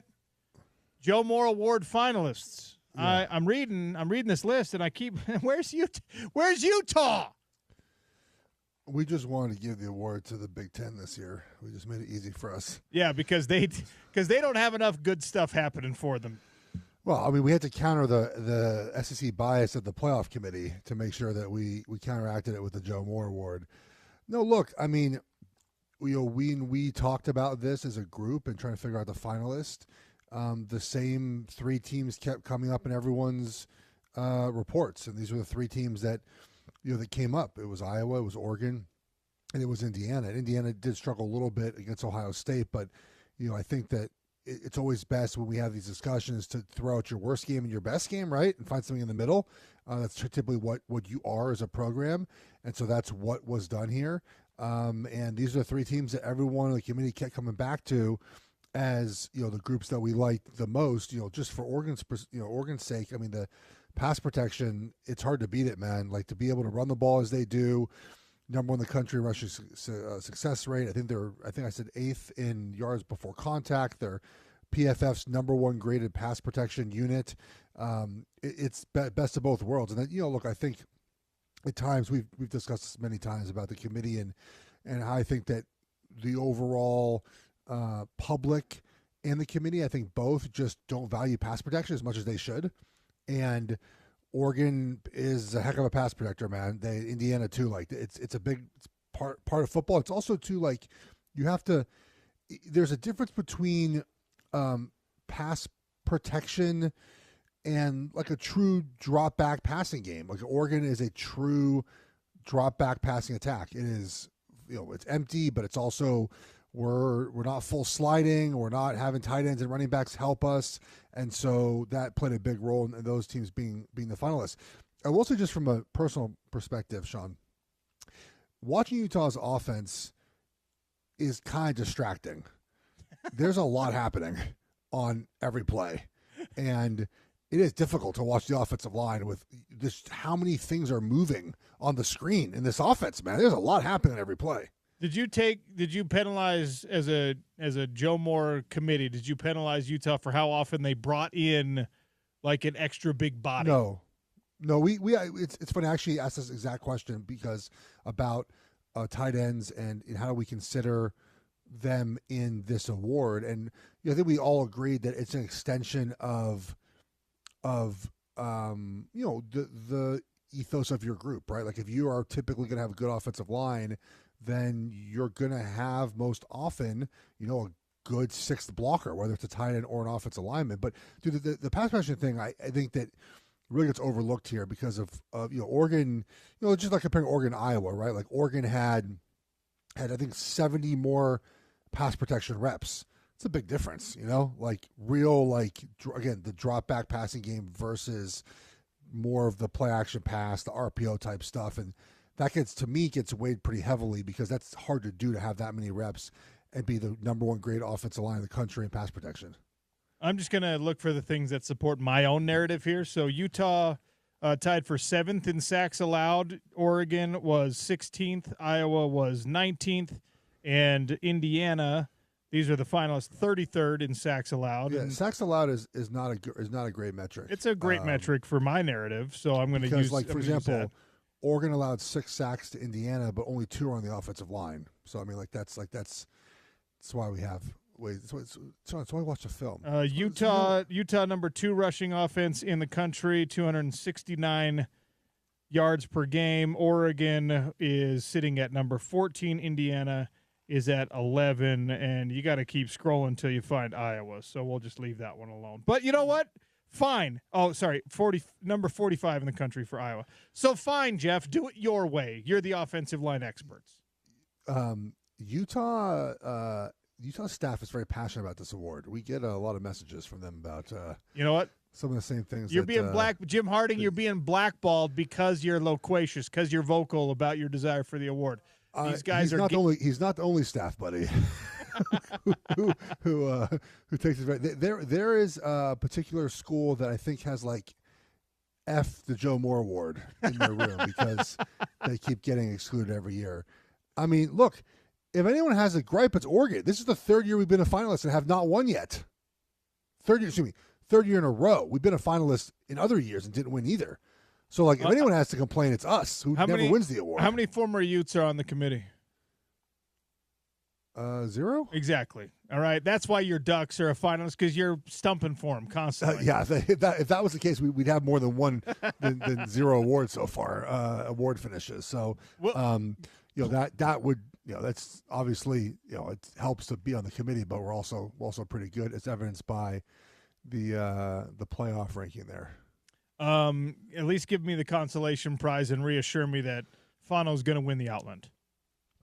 Yeah, I don't know who else is going to win the Outland. I mean, there's no other. Who are the other recipients? It's the Iowa Center or the D tackle from Ohio State. Oh, they're very good. The Iowa Center is good, man. So McDonald. Tell you what, man. Ohio State's defensive line, dude. Watching them play and I didn't watch a ton of film on them this year because I just didn't have to. Like their defense, Oregon didn't play them, and there was no kind of Joe Moore crossover till this weekend. Dude, that defensive line is unbelievable. Like their speed, which they go from the ground to an offensive lineman's chest, is very impressive. Like it is a very good group, and McDonald stands out pretty easily, but also do like 4 other guys. It's a very good defensive line. It's pretty impressive. Like there's, look, we I don't want to disparage like the Big 10 or the ACC here. I mean the Big 12 or the ACC here, but just like the size and speed of the players in the SEC championship game and the Big 10 are just different than the other 2 leagues. It's not a good or bad thing. It just is. That's what it is. Texas Tech does a little bit, defensively that looks more like a Georgia. But there's just a big difference in like the talent level of those schools versus the other conferences. The college football playoff rankings, the final college football playoff rankings, the bracket announcement had a lot of people talking. As an Oregon Duck, I imagine that you're pretty pleased with where your Ducks are sitting. Or did they get the best draw of anyone here? Yeah, so we get JMU, which is I love the feistiness of the JMU fans so far, but I'm sorry you're going to lose that game. And then we get Texas Why are you hating Tech, on the Dukes? How dare you underestimate? Well, Oregon does very well against teams that wear purple, so we'll continue that trend against JMU. That's why Jeff is a pro, because he could even sneak an anti-Washington reference into a discussion that doesn't involve the Huskies. Correct. Yeah. Anytime, any possible time. And then we get Texas Tech. And look, the thing about Texas Tech is their offense, I don't think, has impressed me at all when they played a decent defense. They might end up with points, but it's because their defense is really good, right? Even going back to Utah game, right? Like that game was close for a while, and then their defense took over, and Utah's offense faltered. Same with last week. I mean, that game their offense was not terribly impressive against BYU. The first game against BYU, they couldn't score in the red zone. They have a red zone scoring problem. And their defense, their team is basically predicated on if their defense gets you enough stops and gets the ball back to you, then your offense obviously is just much better, right, Sean? And so if I had to choose which team I wanted to play, it would be Texas Tech of the 4 available teams left. Now, it doesn't mean Oregon's going to win the game. It doesn't mean that we're going to just roll over them. It's going to be a very tough game. I see BYU fans, by the way, on social media. They're like, Oregon has no idea what they're in for. I mean, okay, we played Iowa, played Penn State's defense, played Washington's defense. That's good. We don't know what we're in for, I guess. I think it's going to be a tough matchup, but I like our offense. I mean, our offensive line's good. We're going to be healthier on the wide receiver most likely. So if we just get out of JMU healthy, we got a chance against Texas Tech. And then I'll probably go to Atlanta. The Peach Bowl is the next one up, man. And not the best game last time I went to Atlanta. Wait, you're not going to go to Eugene for a playoff game hosted on campus? Not for James Madison. Would you have gone if it had been BYU? Yes. Okay. It interferes with work and interferes with life, and it's just I feel like I better spent maybe doing other things than going to watch them play JMU. Like, it was a close game. It's not going to be close. I just think it's a lot of capital to, like, with your family to go to a game like that.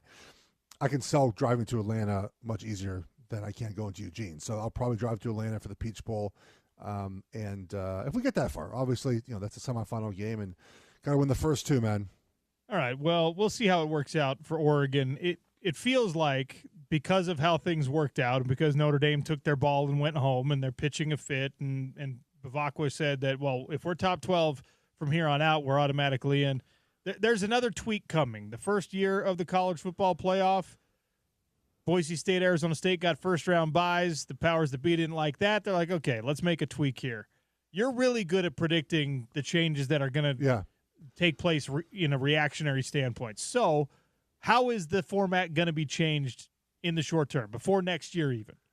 So I think what's going to happen, well, first of all, we've already been told that Notre Dame gets a spot there in the top 12 next year, which is wild. Yeah. Absolutely wild that they agreed to that.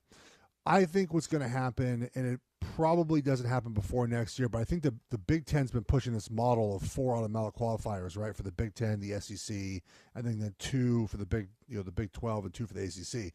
And the Big Ten's reasoning is essentially that they want the conferences to choose the 4 teams who go based off of standings versus the committee choosing the 4 teams who get to go, correct? So it would turn the conference championship game into a 4 versus 5 game. So this year I think it would have been like USC versus Michigan would have been the game for the Big Ten championship game. The winner goes to the playoff and the loser goes home. And then Oregon, Penn State, Ohio State go to the playoff, and this avoids the committee having to decide, right? The Big 12 would send presumably Texas Tech and BYU, or BYU, who was third place in the Big 12? Was it Utah? It was Utah. So BYU, Utah would have played again in Dallas to determine who goes to the playoff. Like, that feels like the next iteration of what this is going to be. And that's kind of fun. I like an elimination game conference champ. You wouldn't call it a conference championship. No, I guess you would just call it a playing game or whatever you want to call. Like, you make something like the NBA Cup. You just make something up. It doesn't matter what it is. Yeah. Just like make something up that sounds cool. So I think that's the next iteration of this. And it might happen sooner or later. We'll find out. But buddy, I only have 5 minutes left. I need to talk to you about this Utah, this private equity deal. All right, that's where talk about this. That's where we were going next. Okay. So, private equity is buying into Utah athletics. The athletic department, will still have final say on rosters, coaches, etc. But the money is going to determine what drives ticket sales and other events and access to teams and all that kind of stuff. Private equity buying into Utah athletics. React. Is this – I know they were working on this for a little bit of time, so this is – I understand that. Is this finalization of this directly correlated to last week and BYU having so many boosters publicly talk about giving money to the program to keep their coach? The timing is probably not completely unrelated, but the writing has been on the wall when you joined the conference with Texas Tech and when BYU became legal for BYU to take money from their booster base, and you as a Utah base were like, wait a second. The rumor is that BYU's got 11 nine-figure fortunes that they can tap into. Yeah. And that Utah's got 4, and that's a gap you have to close. And this is how they're closing it. Yeah, so because like when you see all that entire week, like here's the crumble cookie guy, here's this guy, here's that guy. Like it like the idea that Utah was going to sit this out and not be part of this, like that's my first thought was, oh, the timing is interesting. Now I know they've been working on it for a while, but maybe this was the final push to make it happen. Look. I mean, it feels like this was inevitable no matter what, like this was going to happen. But I don't know, man. Private equity tends to ruin a lot of things, right? Like, I don't. That's the fear for a lot of people because private equity does not have a very wholesome reputation when it comes to, like, long-standing tradition, companies that have existed for a long time. Yeah. As soon as private equity comes in, it is by definition, it's about equity. It's about profit. Yeah. It is cutthroat. It is cold-blooded. What is the what return are they getting here? Like, what's the goal to? Like, what I'm just curious. Like, what were they consider to be like? This is a good investment for us. Well, I assume it would be recouping the investment and then, keeping the whatever it is, 60% of the profits moving forward. So I saw something that said like Utah, made like $28 million last year or something. I mean, that would take a lot of years to pay back the loan. You know what I mean? Like I just it feels hard to see how they make their money without some weird wholesale changes happening to the way the athletics at Utah does business. And so, I'm just look. We're probably going down here anyways. Now Utah gets a head start in this discussion and to figure out sort of where they fit. And I heard you talking before I got on. Do you think Kyle Whittingham is delaying any sort of decision on his future because of this? Well, now I think that. I didn't know we were getting this announcement. We've heard about this behind the scenes for, about the year that it's been talked about, but I didn't hear anything about, hey, we're close. Hey, it's going to happen. And now it has. And if you're Kyle Whittingham, I don't know how you walk away from the best financial situation your school and your program have ever been in. Does Utah have the personnel in place to acquire the talent? Because I've said this for a long time. I don't think every player goes everywhere for the money. Like, you have to have like the general manager and the sales pitch and all that. Like, is that infrastructure in place at Utah right now? If Kyle Whittingham is still the coach, absolutely. Okay. They've done a really, really good job in the recent past, in retention, and they've done it in a lot of cases with it, kind of at a discount. So now that you don't have to play with less money with a small stack, who knows? And this is for all sports, or just mostly for football? Well, it's for all sports, just like the revenue sharing is for all sports. But yeah, sure. But, I mean, how much is softball seeing of that, So it's going to be football and basketball, and then whatever scraps are left over for anyone else will be distributed accordingly. I think I saw something like the Iowa State athletic director was talking about the NIL that they had, and he's like, women's basketball got like 750 total. It's like not it's good, it's something, right? But it's not obviously the same as other sports. And look, I'm very curious about this end result of this. I think. Look, it's kind of funny because, there are schools that essentially, like Oregon essentially has private equity involvement. I mean, right? Nike is involved in Oregon. I mean, there's other companies that, Utah Crumble Cookies, BYU Crumble Cookies. It's not like explicitly about, having a private equity company, but there's private, obviously, money from companies that's in this. The difference might be obviously that Texas Tech had a single former offensive lineman who's just like, here's the checkbook. Yeah, correct. And again, like the difference obviously is the result. Like Phil Knight just wants an Oregon championship. He's not trying to recoup the money, and that's the difference between the private equity and the and the investment from other people. But look, I look, man, you're the guinea pigs. We'll see how it goes. We won't know for years.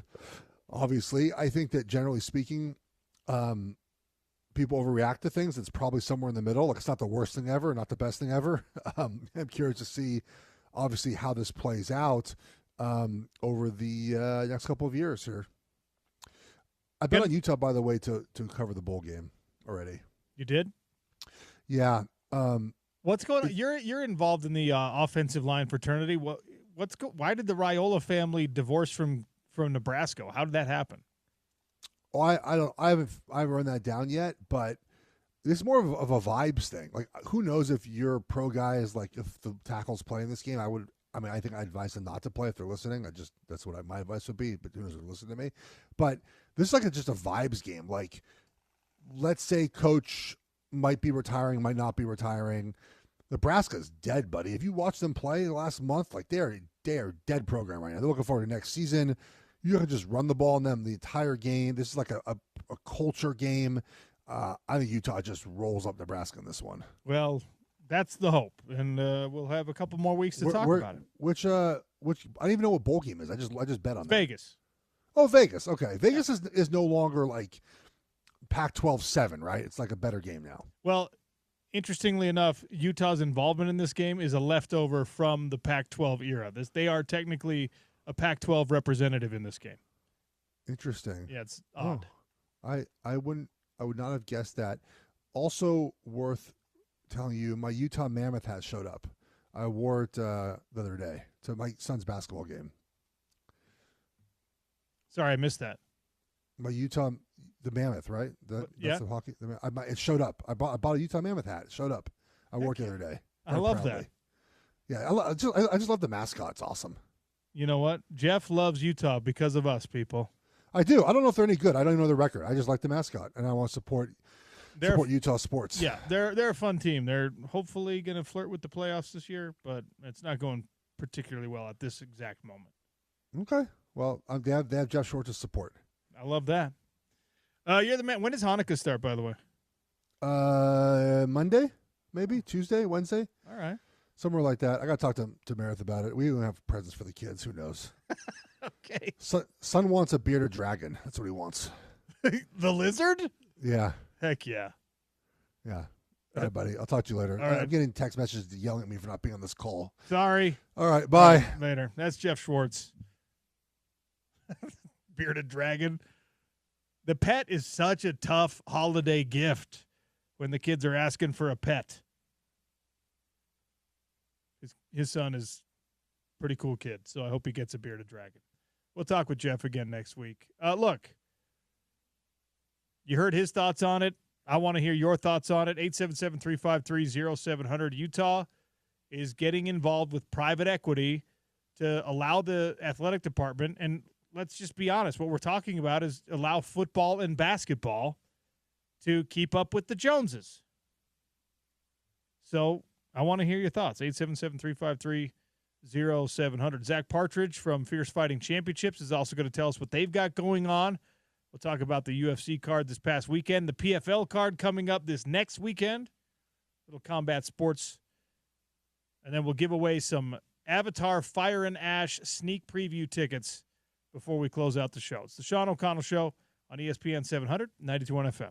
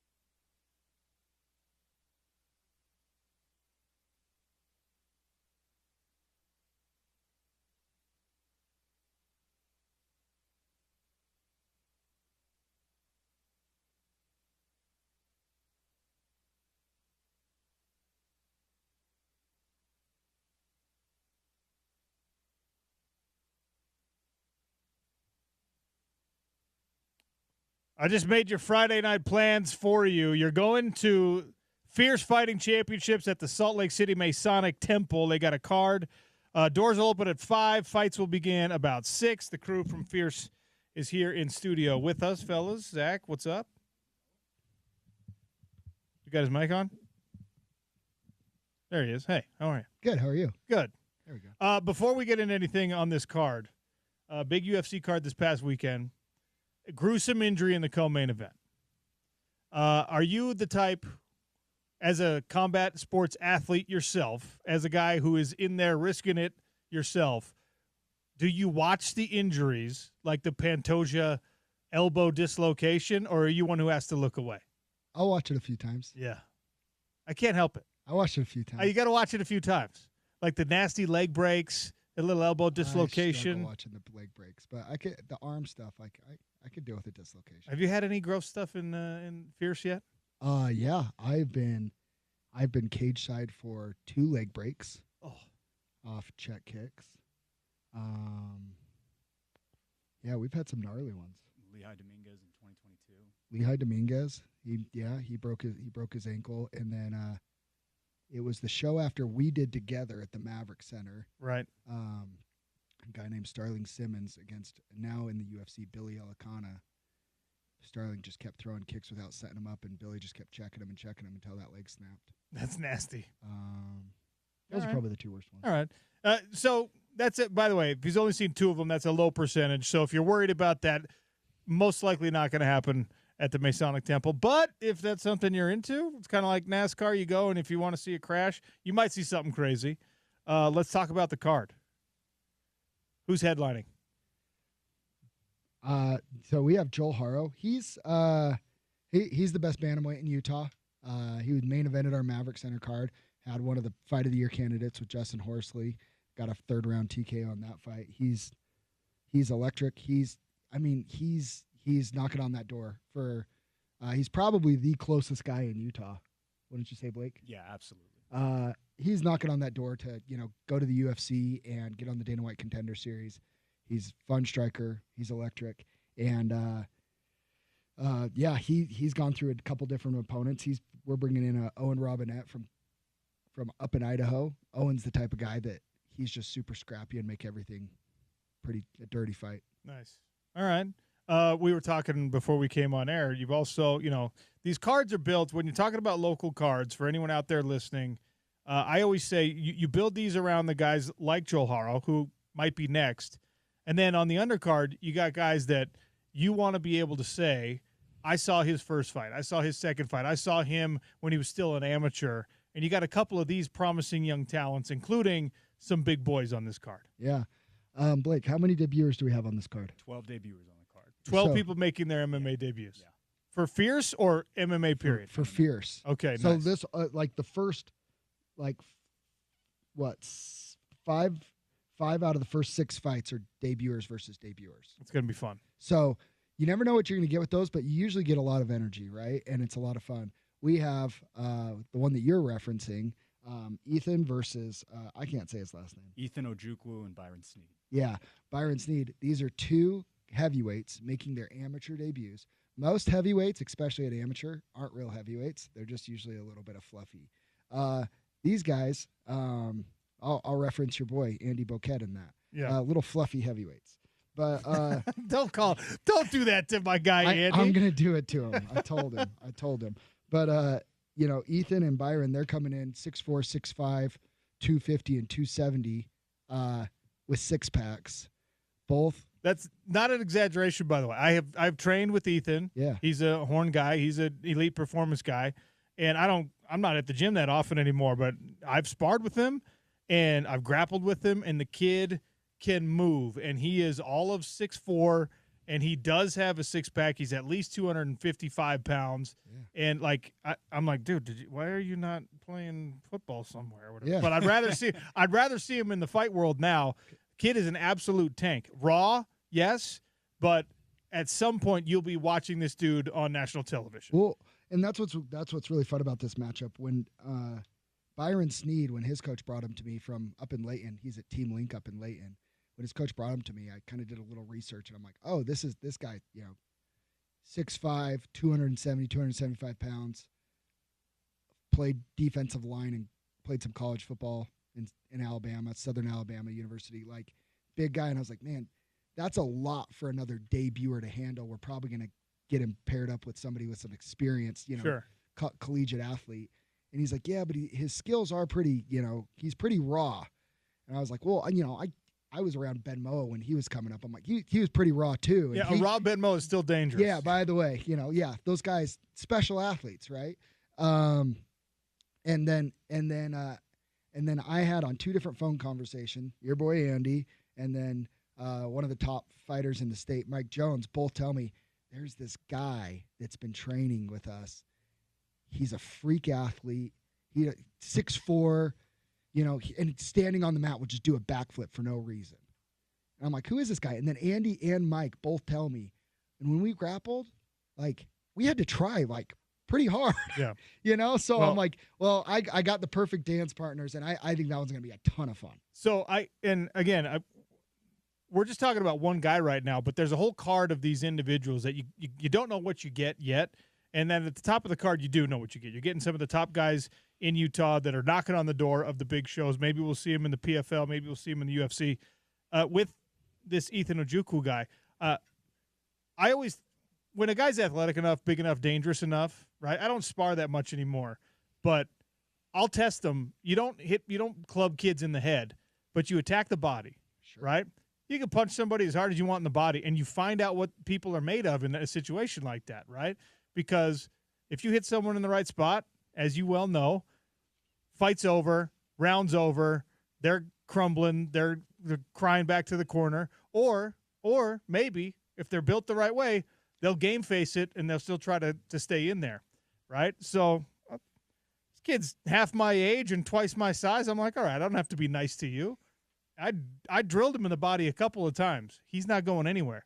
So he's got that right mentality.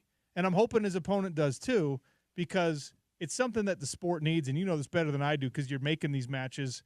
When you get special athletes in MMA, their potential is limitless because most of us MMA fighters are not special athletes.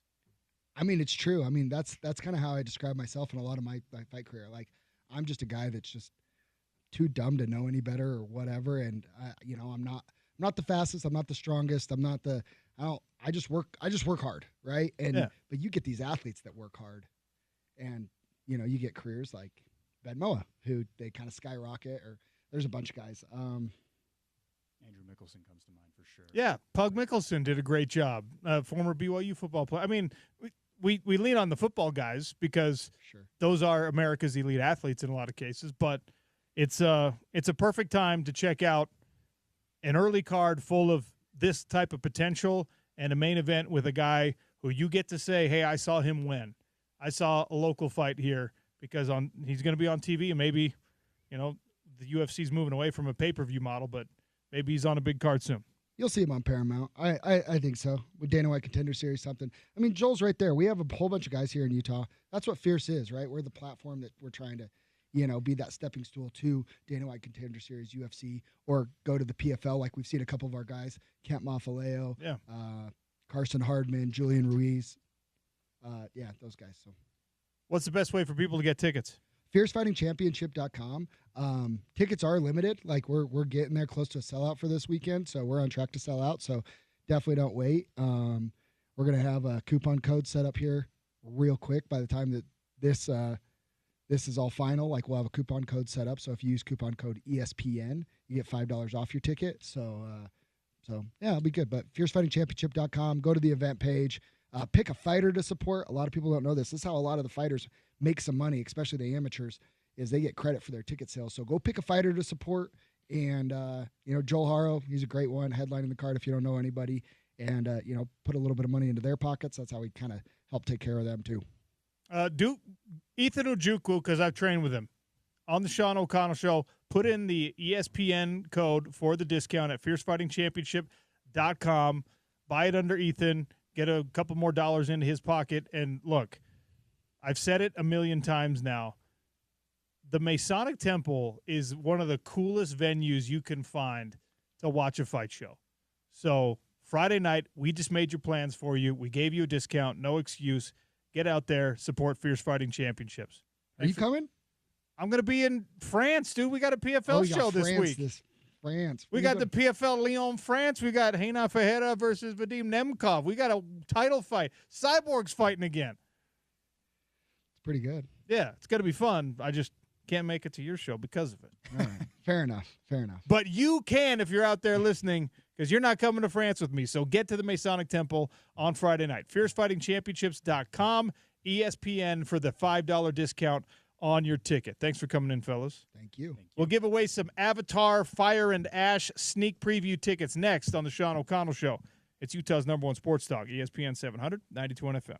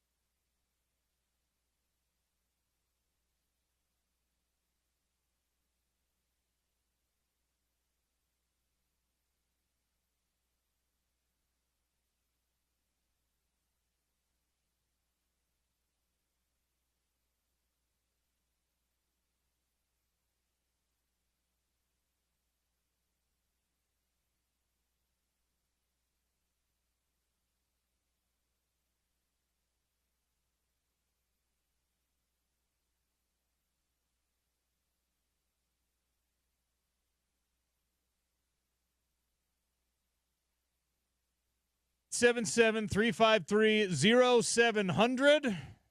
The Sean O'Connell Show wrapping up. We'll turn it over to Spence Checketts in the drive here in just a second. I have Avatar Fire and Ash sneak preview tickets. Is it a 4-pack? We got a 4-pack of these bad boys, James? A 4-pack for next Tuesday night at Jordan Commons. You're down in Sandy. That's God's country, okay? Oh, it's my old stomping grounds. You got to be able to answer this question. I was giving Jeff Schwartz a hard time about Utah not being a finalist for the Joe Moore Award, and I was using some stats. I was throwing some stats at him in order to make him feel bad about it. He didn't feel bad about it, but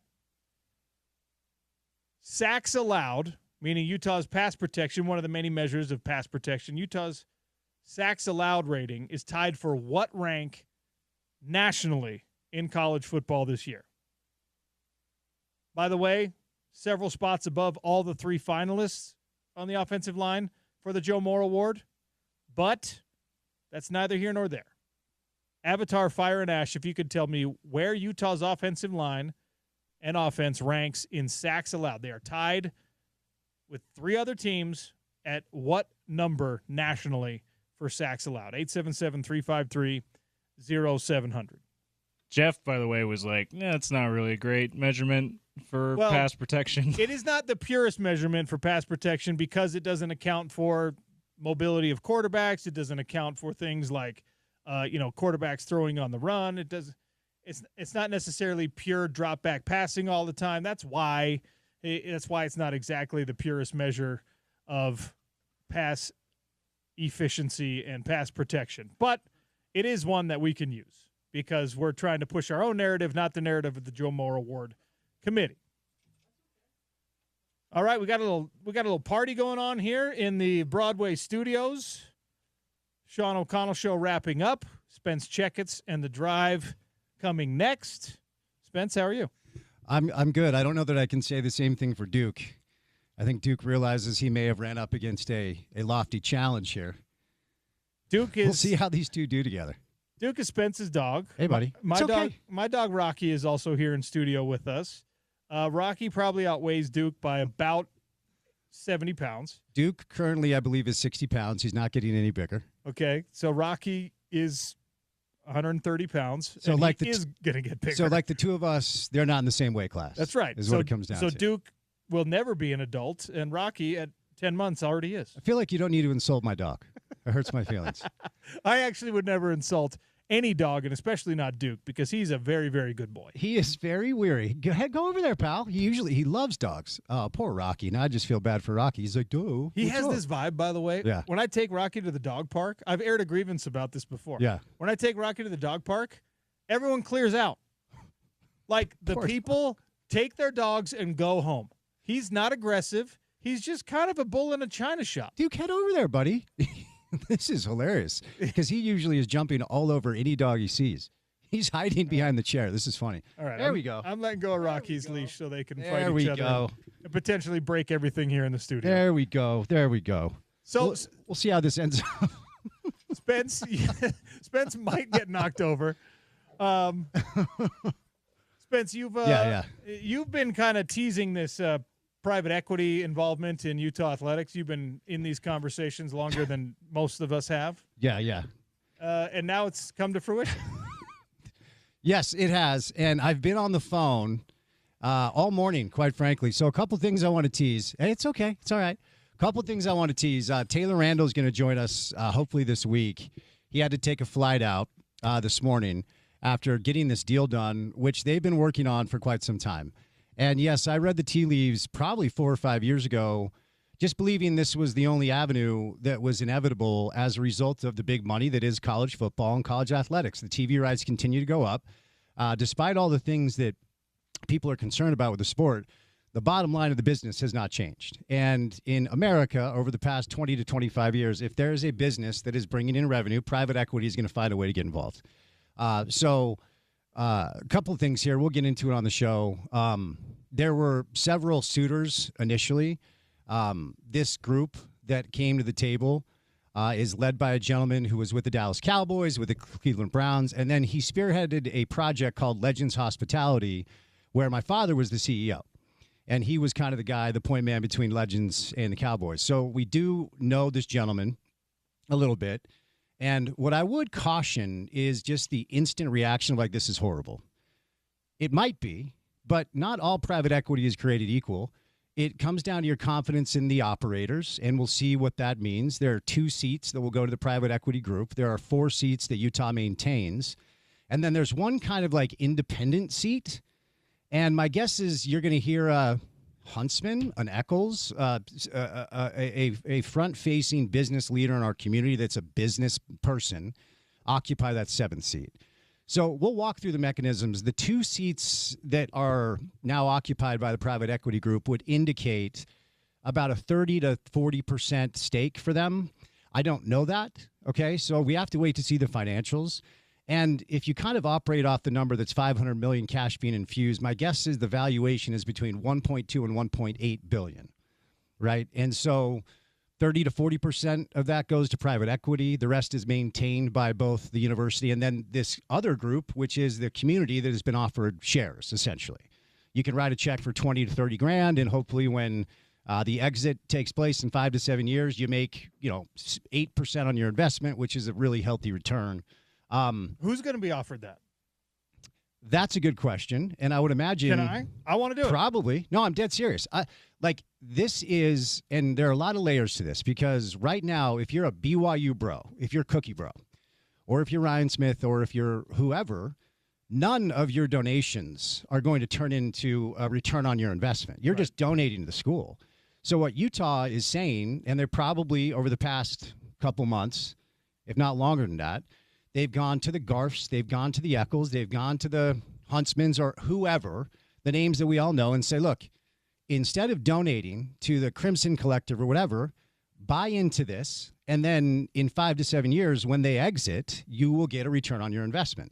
Are they opening that up to everybody? I didn't get an email, so I don't know what that group is.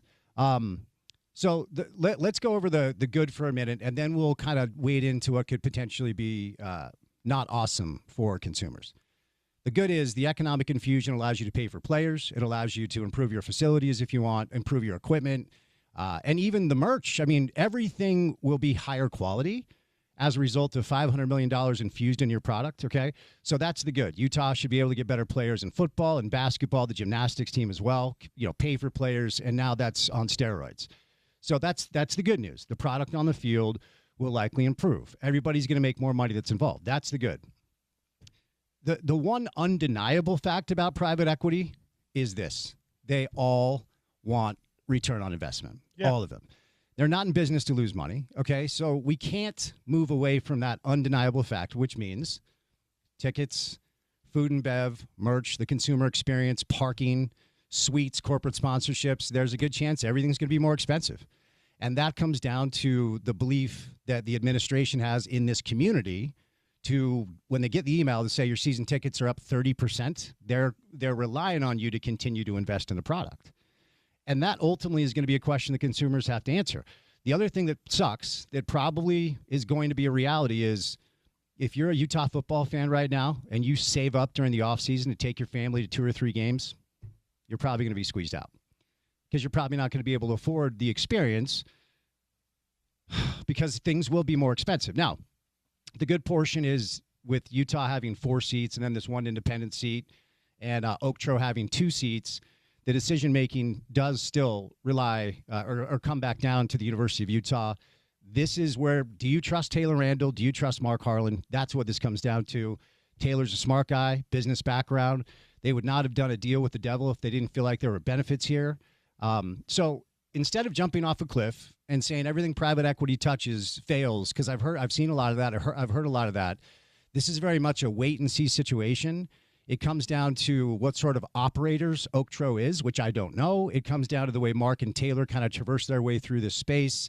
Again, the good, investment in the product, it'll be better. The bad is you're going to be paying more money for the product that you consume. There's a lot of ways to unpack it. Spence will do all the justice he can in 4 hours today. Thanks for listening to the Sean O'Connell Show. Tomorrow we are at Tooele Chevrolet for the road home. Come out, donate.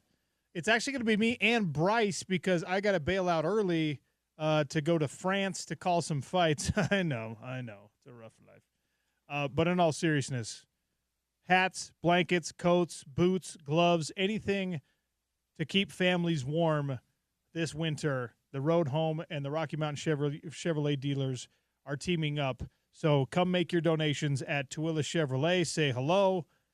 Say you hate me. Say whatever you want. But just come see us and donate something. That's tomorrow on the Sean O'Connell Show. It's Utah's #1 sports talk, ESPN.